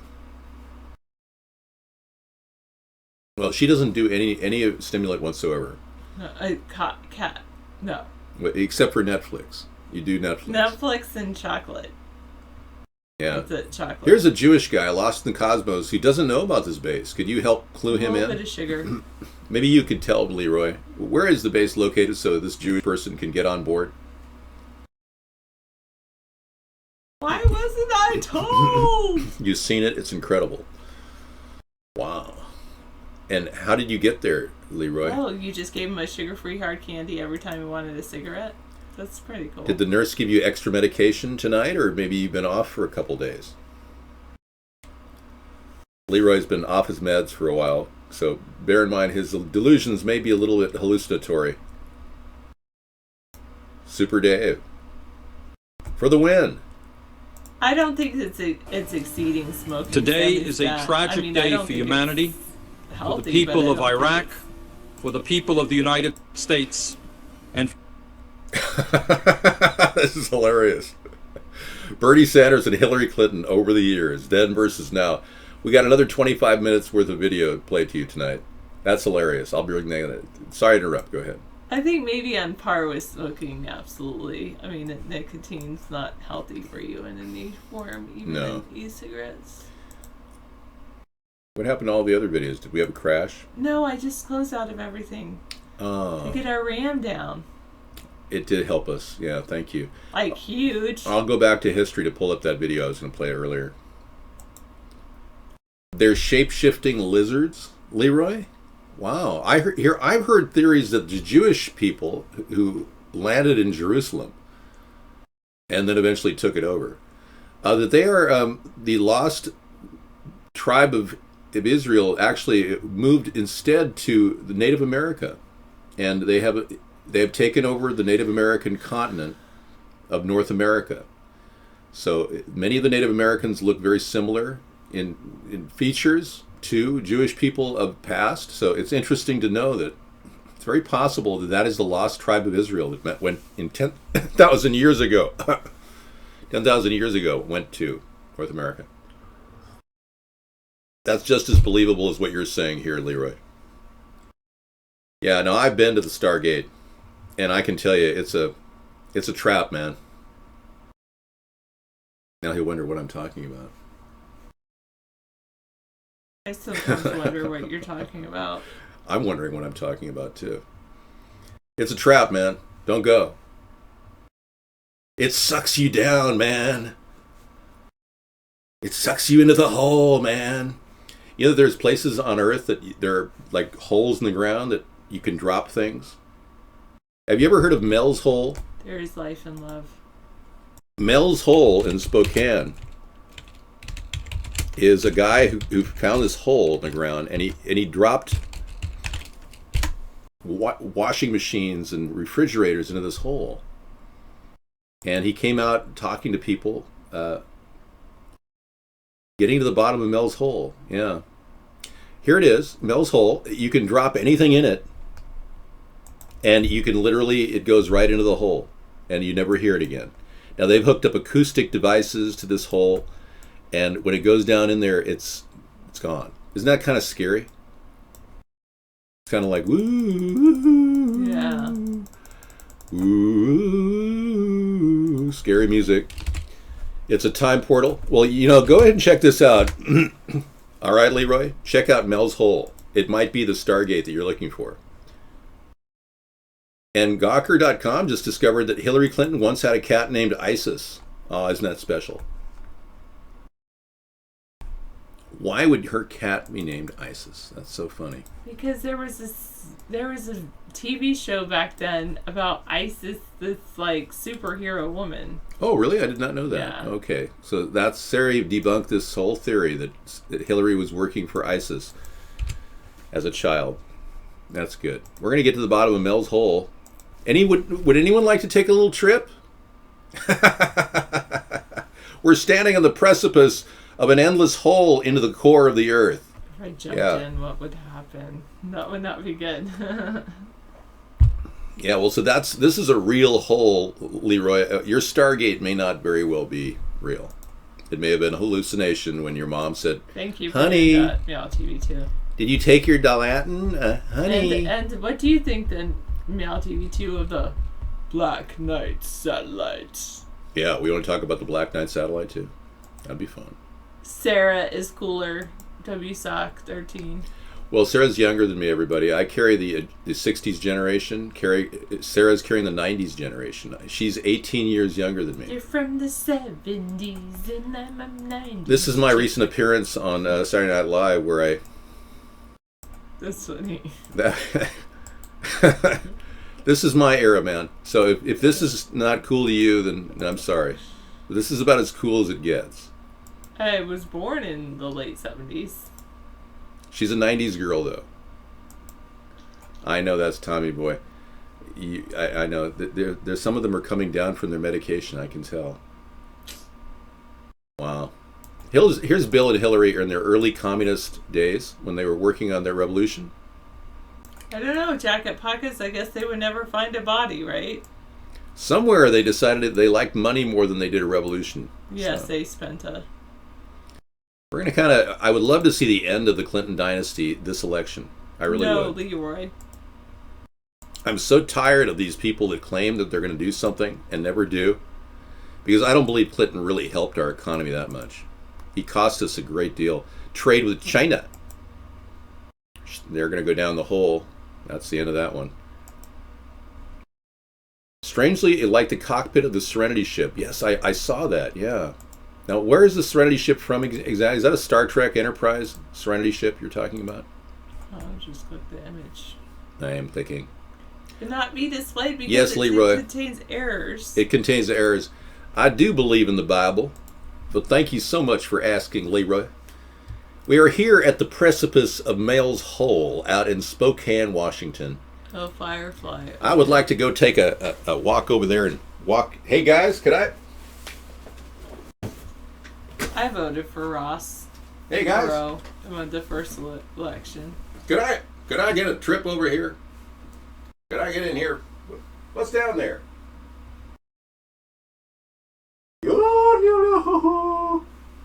Okay. Do you hear that giant sucking sound? That's your jobs going overseas. I don't know. There's got to be some reason why this hole doesn't have a sound when you drop things in it. Do you know how fantastic you are? This is Sarah Hart telling you that you are one great American. We could not be where we were without you. Thank you very much. And all right. Now, see here. Thank you, Sarah. Are you going to say it off for tonight? Or? Yes, I was going to. Now see here. I'd like to say a few words about Ross Perot. I love Pearl Jam. Now that's just sad, see? Now that's just saying. We'd like to talk about Ross Perot. He's one of the Reform Party guys that we really, have a lot of respect for the Reform Party. They tried to get rid of wasteful government. We want to do the same thing. Link it, Lost in the Cosmos. So I feel your pain. Of a band called it Pearl Jam? Yeah, we were like 90s people. We remember Pearl Jam. Wow. Can you believe they're asking us about a band named Pearl Jam? Wow. Well, I'd like to play that, Lost in Cosmos. Did you send a link earlier in the show to our internet? Because we did not get the link to Ross Perot's. No, he's going to send it. Did this thing? No, it didn't work. Of course, the Black Knight satellite did not work. Leroy, why are you sending Rick Astley? Because he's like... You're Rick rolling us? Yes, he's brand new to the show. He's never been in here. He thinks oh, man. He thinks that we're just noobs. Oh, really? And really he's the noob. And so he's thinking, oh, this'll work. I heard this works in chat rooms, and he doesn't realize we've been doing this for 7 years, so you can't fool us. Yeah, all right. We've been there, done that, man. Yeah. Anyway, but enjoy your Rick Astley. Rick, your role. Giant The candidates will have an opportunity to make a closing statement. So, President Bush, I think you said it earlier, let's get it on. Let's go. And I think the first question is over here. Yes, I'd like to direct my question to Mr. Perot. What will you do as president to open foreign markets to fair competition from American business and to stop unfair competition here at home from foreign countries so that we can bring jobs back to the United States? That's right at the top of my agenda. We've shipped millions of jobs overseas, and we have a strange situation because we have a process in Washington where after you've served for a while, you cash in, become a foreign lobbyist, make $30,000 a month, then take a leave, work on presidential campaigns, make sure you've got good contacts, and then go back out. If you just want to get down to brass tacks, first thing you ought to do is get all these folks who've got these one-way trade agreements that we've negotiated over the years to say, fellas, we'll take the same deal we gave you. And they'll gridlock right at that point because, for example, we've got international competitors who simply could not unload their cars off the ships if they had to comply. You say if it was a two-way street, just couldn't do it. We have got to stop sending jobs overseas. To those of you in the audience who are business people, pretty simple. If you're paying $12, $13, $14 an hour for factory workers, and you can move your factory south of the border, pay $1 an hour for labor, hire a young 25, that's assuming you've been in business for a long time, you've got a mature workforce. Pay $1 an hour for your labor, have no health care, that's the most expensive single element in making a car, have no environmental controls, no pollution controls, and no retirement, and you don't care about anything but making money, there will be a giant sucking sound going south. So if the people send me to Washington, the first thing I'll do is study that 2,000-page agreement and make sure it's a two-way street. One last point here. I decided I was dumb and didn't understand it, so I called the who's who of the folks who've been around it. And I said, why won't everybody go south? They said, we'll be disruptive. I said, for how long? I finally got them up for 12 to 15 years. And I said, well, how does it stop being disruptive? And that is when their jobs come up from $1 an hour to $6 an hour, and ours go down to $6 an hour, then it's leveled again. But in the meantime, you've wrecked the country with these kinds of deals. Yeah. We've got to cut it out. Thank you, Mr. Perot. I see that the president... That was just sad. Oh, yeah. Here's the deal. Thank you, Sarah. Stand up and sit in your chair. Yep, I'm going to get up now. Thank you, Ross Perot. Ross Perot was an inspiration to me, Sarah. Absolute inspiration. Now here's the deal. Do you hear that sucking sound? That was a very good example of how our businesses are not working properly. That was good. Thank you, Lost in Cosmos. Okay, we have another link from, global cooling, global warming, climate change, climate disruption. And a little kid right there saying, it's geoengineering. Great. Love it. I've got a video of young kids talking about the chemtrail activity, and it's the best video ever. I should play that later tonight. But we got a lot of videos to play in the meantime. And a tribute to Jacques Fresco, at least on our end. That's pretty funny. It's called geoengineering, yeah. Right, I don't even think Jacques would predict that these psychos would be this interested in manipulating the weather pattern as much as they've done. I'll bet he's still shocked. I haven't talked to him in many years, of course. But his name is Jacques, as in Jacques. This is I guess it's a French name. I'm not sure what his roots are. I may have been Belgian. Jacques Fresco. It could even be Spanish. Thank you.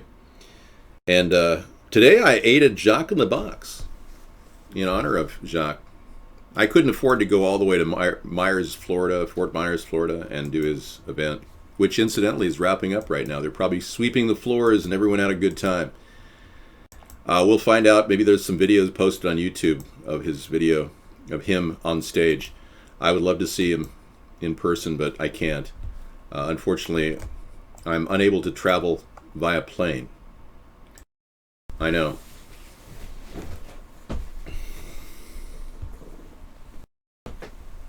It's kind of upsetting, but it's not that I'm on the no-fly list. I'm not. I'm on the I don't want to fly list. I don't want to be anybody reaching my pants and grabbing my testicles, or saying, or some pervert sitting behind a desk looking at my naked body. It freaks me out, frankly. I haven't flown since 9/11. Oh, you have a video of Jacques. It's already out, ready to go, Leroy. All right, let's take a look. You better. Oh, Leroy. We're so sad to see you leave.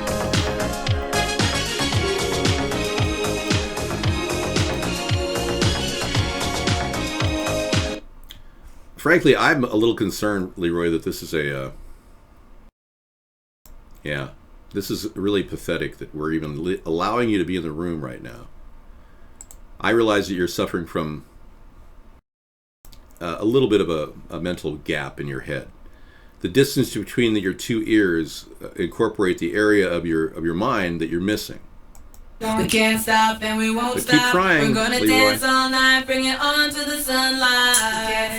We can't stop, we can't stop, we can't stop, we can't stop, we can't stop and we won't stop. We're gonna dance all night, bring it on to the sunlight. We can't stop, we can't stop, we can't stop, we can't stop. So let's be clear. In this coming election year, please vote for David Sponheim, America's Third Party.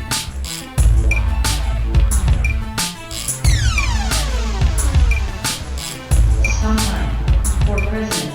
We can't stop, we can't stop. First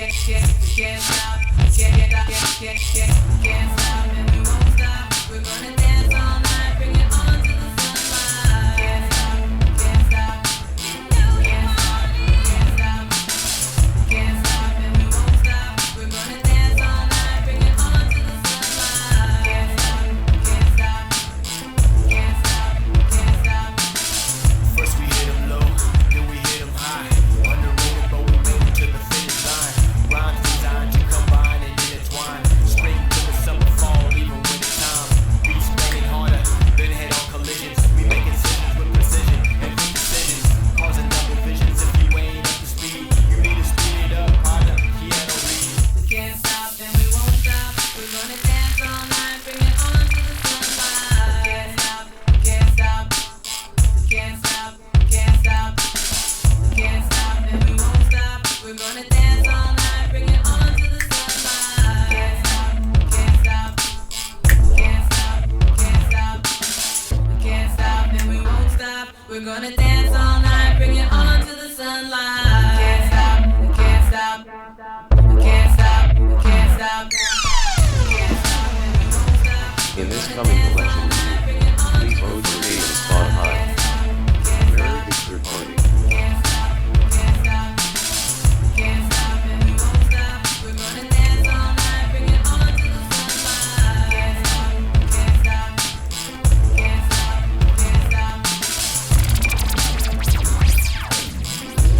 All right, thank you.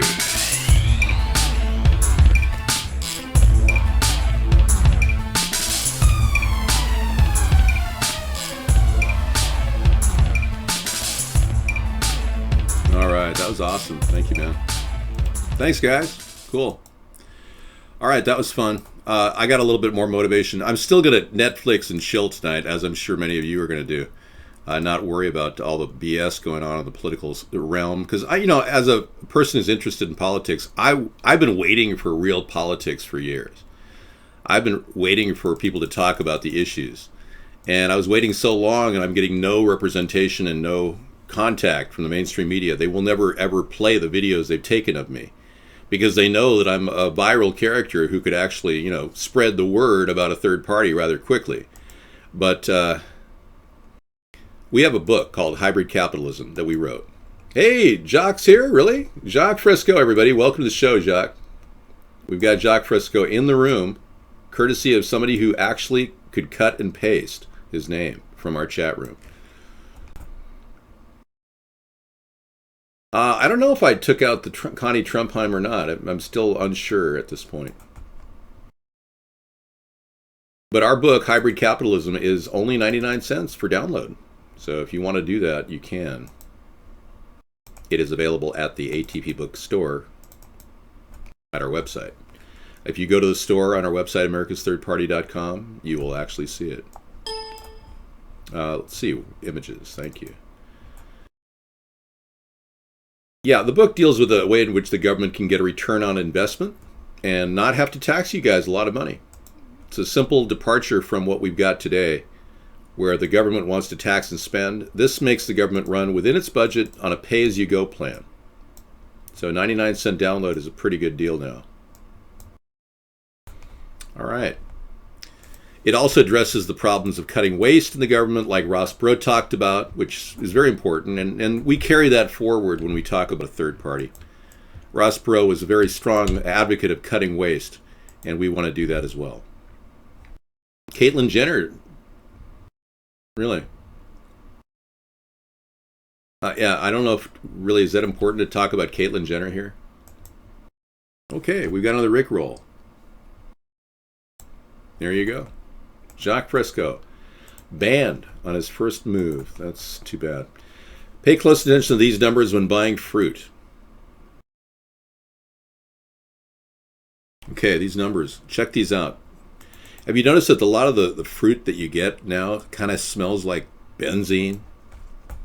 Well, that wasn't the real Jacques Fresco. That was a guy rickrolling me. The Caitlyn Jenner link looks legit. Yeah, it's still taking time. Pass on Caitlyn Jenner. If it doesn't pop up in 3 or 4 seconds, it's not worth watching. Pay close attention to these numbers. Okay. Have you ever wondered what the numbers in some of the foods you buy really mean? It's actually a lot more important than you think. The digits you see printed on stickers are also known as the price lookup code. The 4 or 5 digit numbers that you see help to identify foods that are genetically modified, organically grown, or conventionally produced using pesticides and herbicides. Here's what you need to know. The 4-digit PLU code you see on apples, for example, tell the checkout lady which is a small Fuji and which is a Honeycrisp. She'll know what to charge you in the inventory elves. Here's the 5-digit. It starts with an 8. There are 5. This is like gematria. Thanks. Let's go ahead. It's safe to say that you can look this up on your own. Man, we're not going to teach gematria in a few minutes, are we? All the numbers are significant. They mean something. They date back to the Sumerian language formation. And the Illuminati. Have you heard about the gematria story and how every number, every letter, like A, B, C, D, has a numerical position? A being 1, B being 2.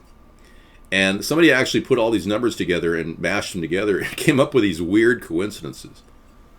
And they call it gematria. It's an ancient form of alphanumerical translation.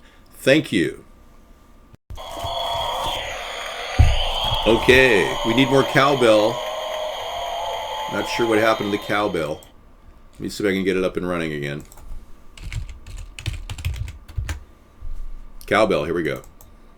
I can do this myself. I don't need your help.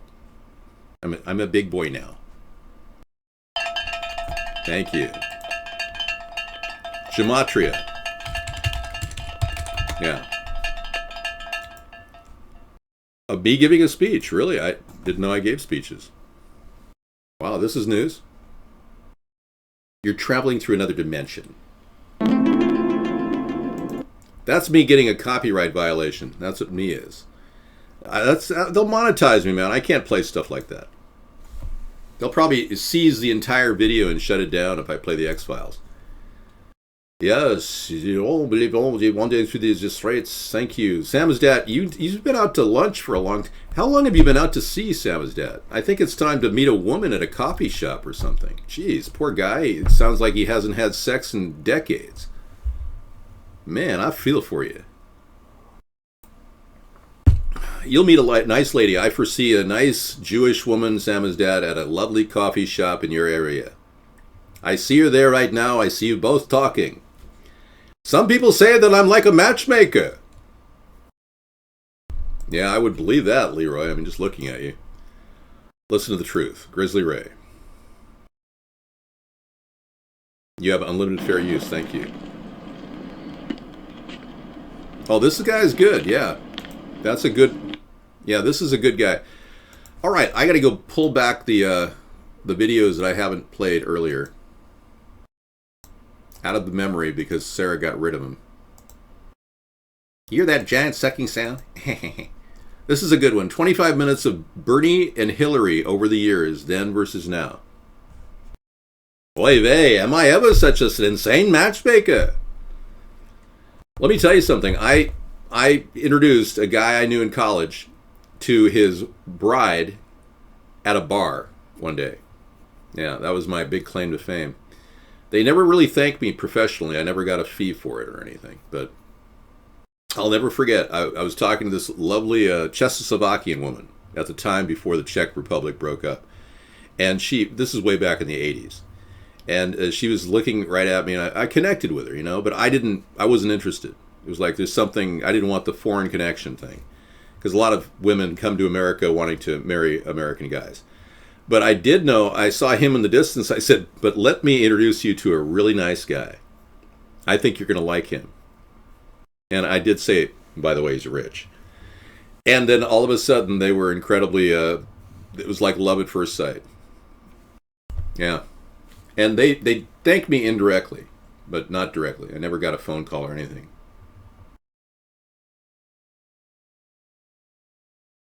But I'm not Jewish. I'm not a matchmaker. I just, it's nice when you can connect people. I don't own any cell phones, no.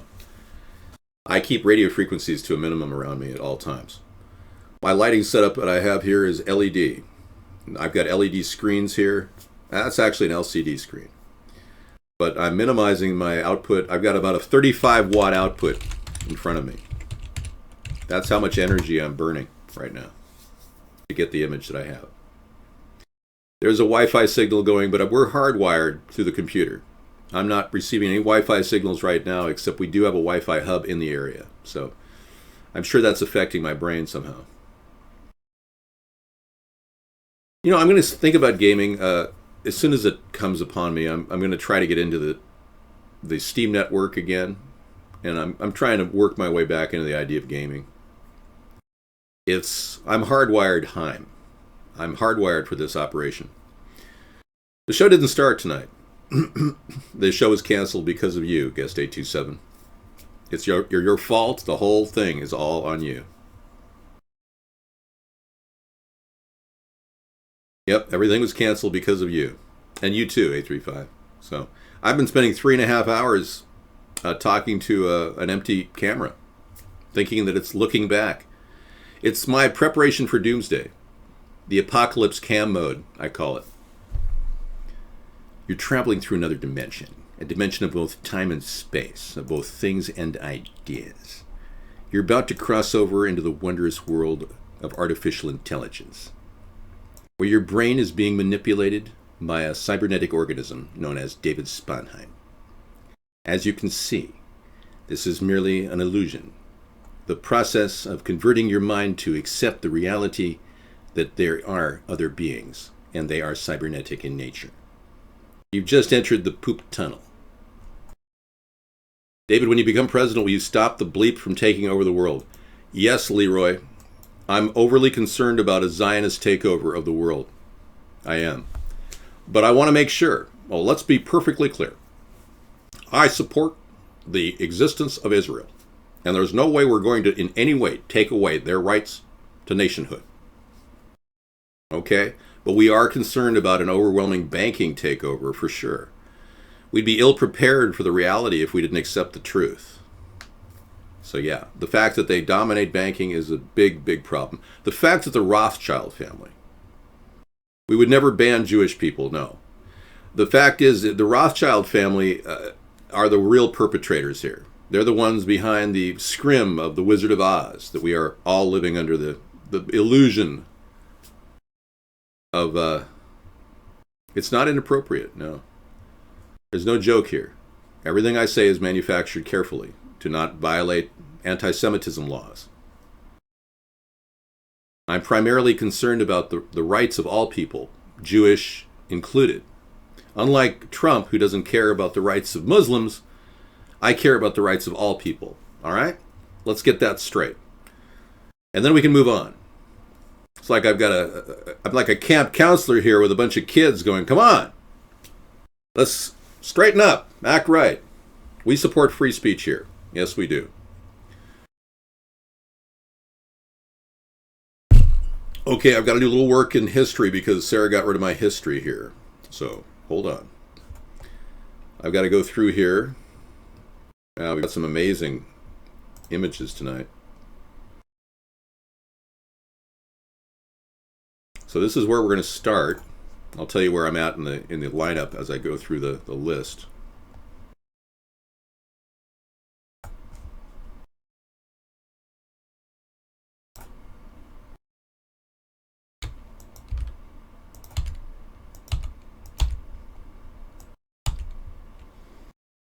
All right, we have a little problem. I disappeared. Oh, there I am. Yeah, this is my 640 mode. So if you're running like a small handheld iPad or whatever, iPhone, you can see me in pretty good quality right there. But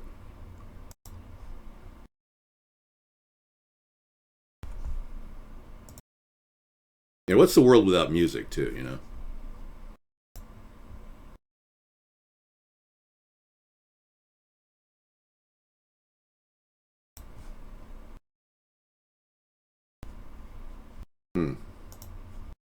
Let's go to the musical library foremost. Nobody likes dead space, right?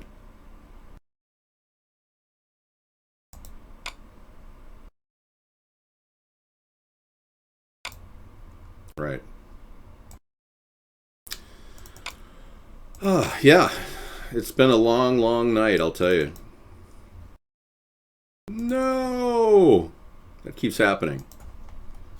You know, I did a Windows update recently, and it directs all my files to a new disclaimer saying Windows Media should take over my entire function. And it's kind of messed up my routine here a little bit. It's like hijacked me.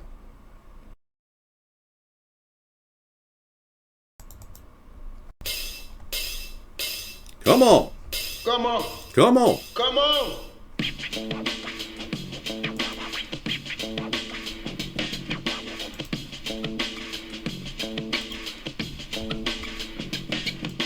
Gonna be okay, gonna make my day. Go my way, it's gonna be okay, gonna make my day. Go my way. Okay, we did the flooded 16th century church resurfacing. Coming election year. Please vote for David Spawn High. Yeah, that was fun.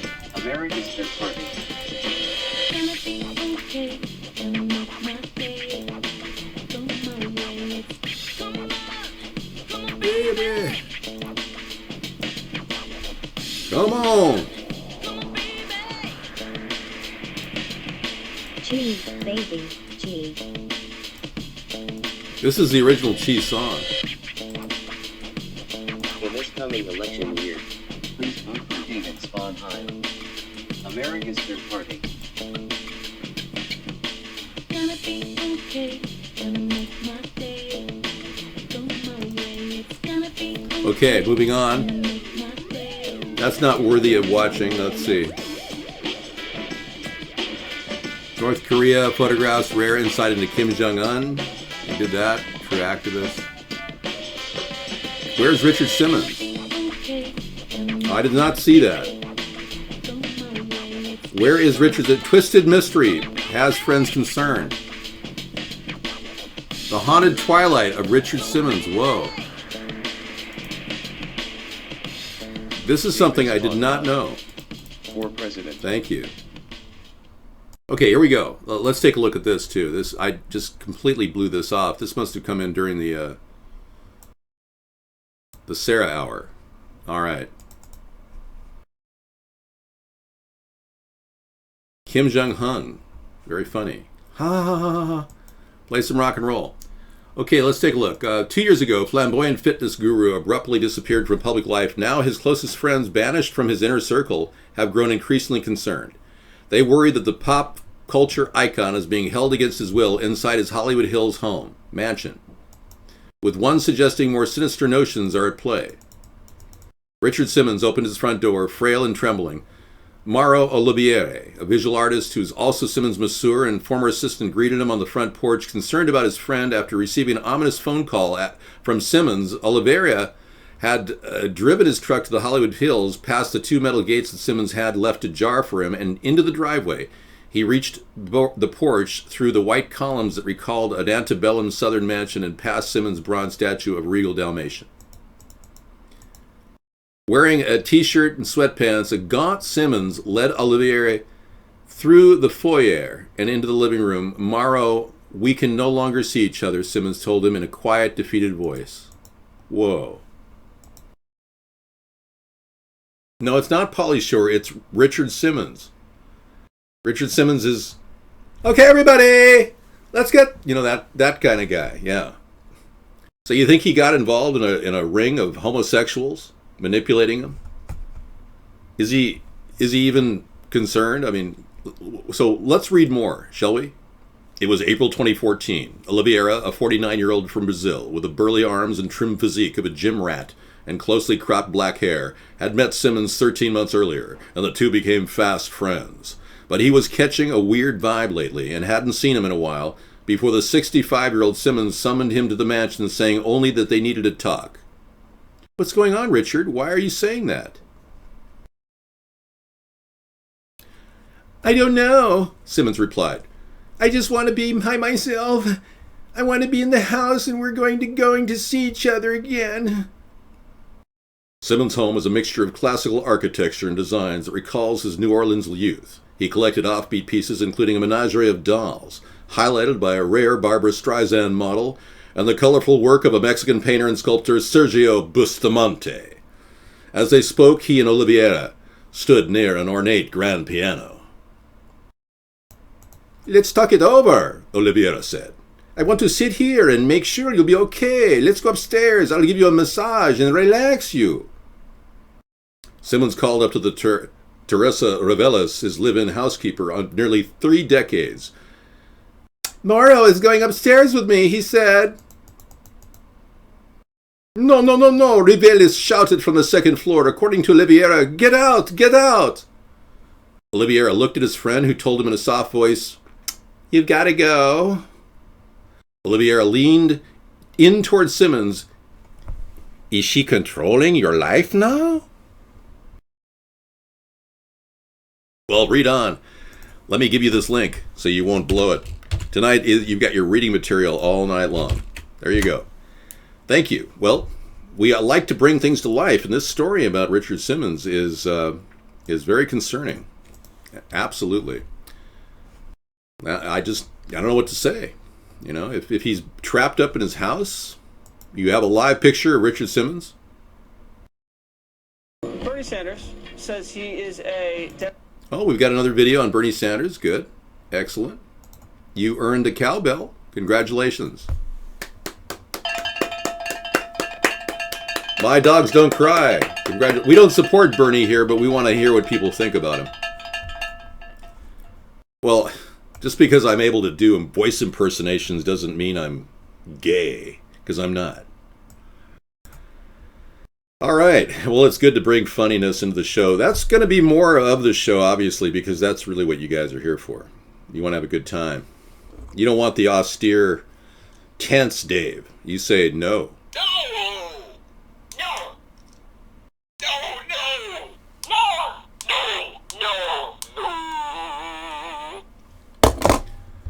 You sound gay? You do. You do. You sound just like Richard Simmons. All right. Many of you are having a difficult time with your thoughts, I can tell. The fluoride's kicking in. Your pineal gland is dripping slowly calcified into your vernal cortex. Your brain is like a sponge. It's, I don't know how else you say, Mr. You were against same-sex marriage, now you're for it. You defended President Obama's immigration policy. Mr. Anderson. Mr. Anderson. Yes, you're in the Matrix, Mr. Anderson. Experience the reality, Mr. Anderson. Trump chemtrail. What's this? A reference to chemtrails?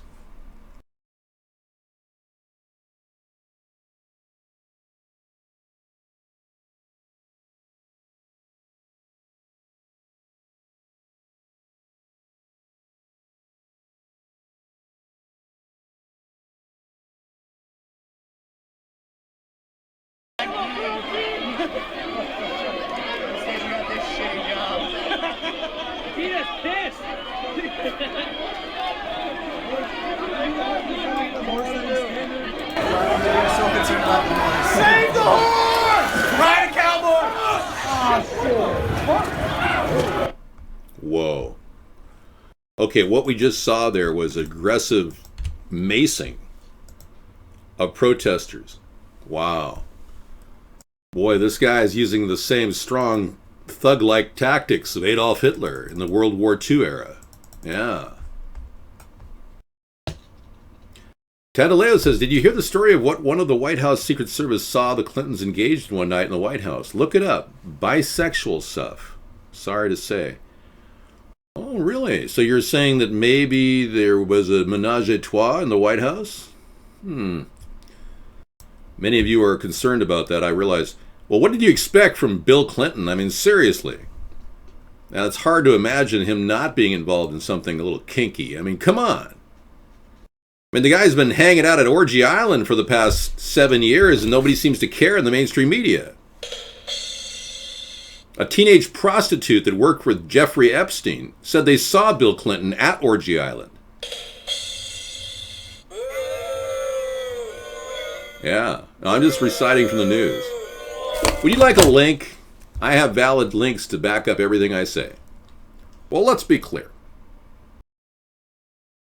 Many of you can't even question your own government, and you're running around calling me Slanderheim when all I'm saying is this is readily available to news. You know, I went looking for my links to the Donald Trump helicopter crash of the Trump 3 executives in 1989.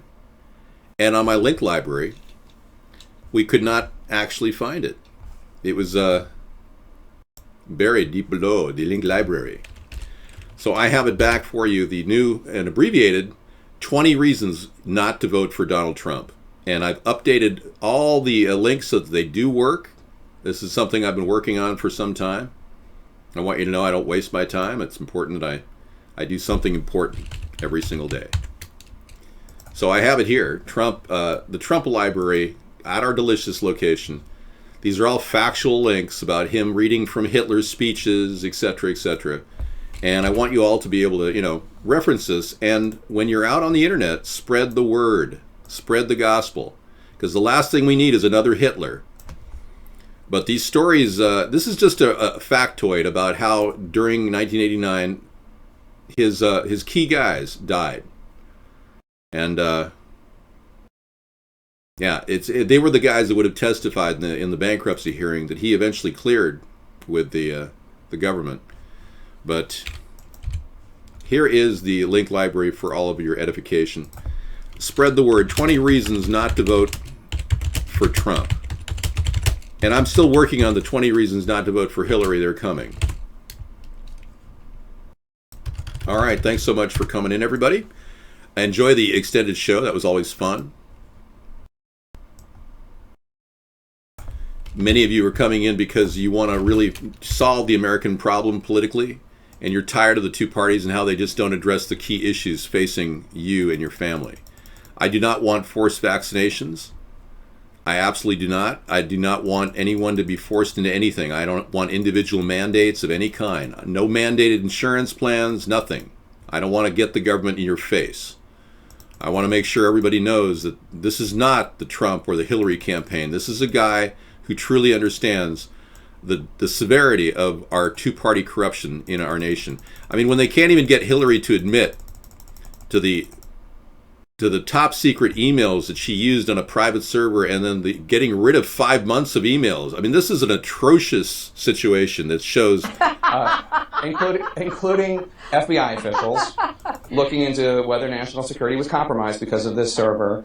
And this is something else that is very... Sanders said that, quote, the American people are sick and tired of hearing about your damn emails. But there are a lot of people who are not. So yeah, that's pretty serious when she laughs it off like it's no big deal. I mean, we'll be talking about her. So we're going to focus on stopping this guy who seems to want to create division in our country, Donald Trump, who has turned out to be divisive. The day after, he's accused of being... He says he's a uniter when he's really a divider. I will not support the next 5 presidents regardless of ideology. I don't think you understand what I'm talking about. No, I wouldn't stand there and support authorities that I disagree with. Similarly, if you don't support me, then don't support me. Vote against me. Trump has a terrible situation going on where everything he does seems to involve him putting his foot in his mouth. You can only imagine how that would play out in the world politics. We've got enough problems with Putin and Obama's ego calling Putin a jackass. The last thing we need is another person who's an egomaniac telling all world leaders that it's my way or the highway. Yeah, we've got a lot of problems with Obama. Why would we have another egomaniac like Trump? When I hit home, you guys get personal. I can see that. Yeah, well, I retired at a young age because I'm not in debt like Trump. I don't have debts. I don't carry any debts. I believe in liquidity and solvency and getting back in the black. Whereas he lives in the red. His entire business is in the red. What can I say? Of course he's in debt, Leroy. Look it up. He owes more than he even can say. He's got massive debt. Every day he has to pay interest on his debt. You know that Donald Trump hasn't spent more than $250,000 on his campaign directly? At least that was the statistic I heard about 6 weeks ago. It may have changed. But he loaned himself $24 million from Trump Enterprises. He loaned that money and he's paying it back with all the donations he's getting. That's the sign of a borrower, folks. I'm never a beggar or borrow bee. I'm a person who doesn't believe in that philosophy. Well, many of you have to understand we've got liberals in the room right now, Cat's Tail. You don't think I invited you in here with your extreme right-wing views if I didn't expect you to take that. Yeah, he's very little self-funding is going on. The value of my house, that's how much he's put into his real campaign himself. It's pathetic. It really is. Well, I know that that's how you feel about humans and liberals, Cat's Tail, but unfortunately, if they felt the same way about you, you would have been terminated. You would have been sent to a FEMA camp and chopped up in a communist pool of your own blood. Yeah. So we're fighting that too. The Marxists as well as the fascists. We're in the center of the political spectrum. I'll play the video when I get damn well ready to play it. Chemtrail flu, have you got it yet? I think I had a case of it last week, yeah. Trump all that away. Okay, since you can't spell, we're going to leave that in there. Trump all that away. You're sick, your nose is stuffy, your body aches, you're sweating, coughing, sneezing, and you don't have enough energy to get out of bed. It's not the flu, according to Dr. Len Horowitz. His opinion is not based on conspiracy theory, but on conspiracy fact. Over the past 10 years, Horowitz has become America's most controversial medical authority. A university-trained medical researcher, Horowitz, 48, charges that elements of the United States government are conspiring with major pharmaceutical companies to make large segments of the population sick. The mainstream media is reporting that hospital emergency rooms are jammed with patients suffering from a bizarre upper respiratory infection that doesn't quite seem like a virus. They are reporting that it's a mystery flu and that the flu vaccines are ineffective against it. Classic. Classic indeed. Eric the Spanner, you've been removed from the show. Hey, Green-Eyed Girl. Hi. Welcome to the show. Well, it's too bad you came in. I'm leaving right now, and we're going to be turning guest chat off. You had it 2 weeks ago. I had it 3 weeks ago, too. Yep. I hear you, man. Sarah got it. She wasn't hit as much as I was, but I know.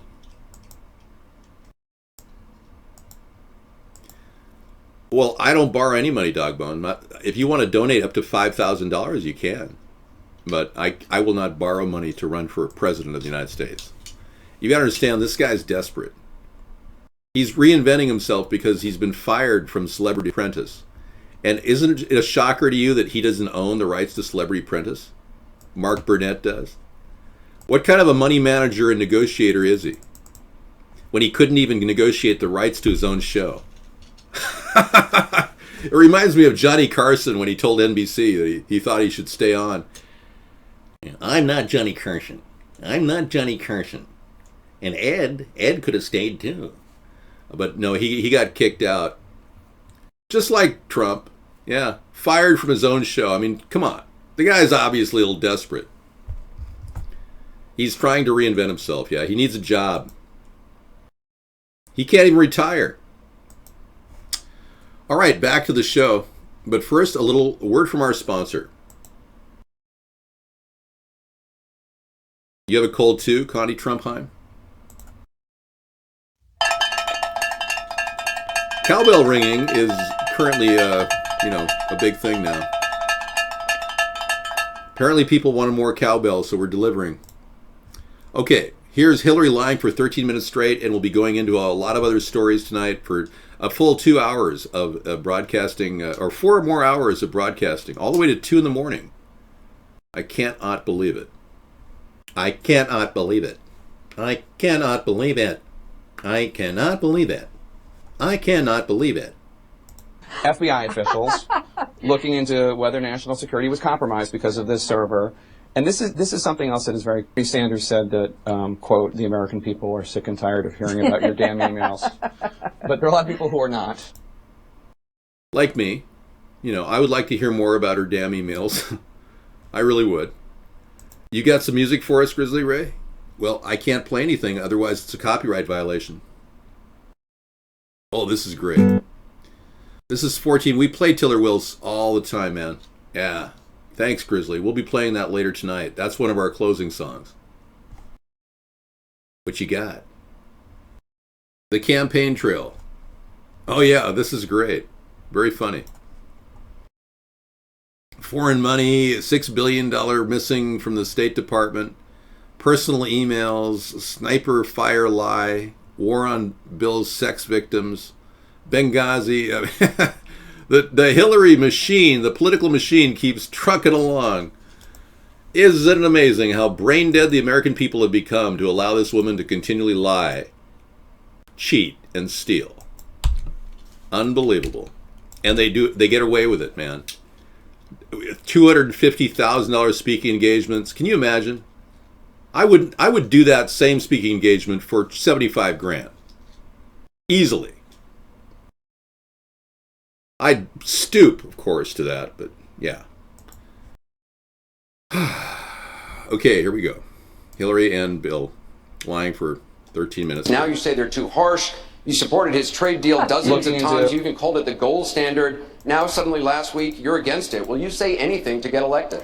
Well, actually, I have been very consistent over the course of my entire life. I have always fought for the same values and principles.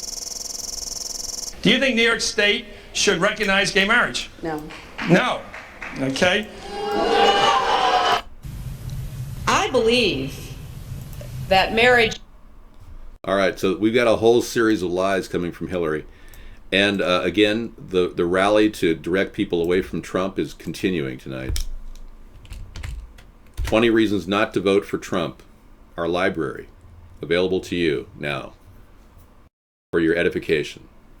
A very good library culled together of information that reveals the inner side of the Trump campaign and shocks you about the kinds of things he's been doing.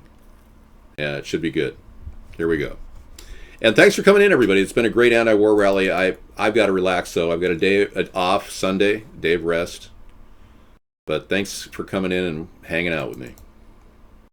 Lots of good videos all the way to 2 in the morning on the show, America's Third Party. Okay.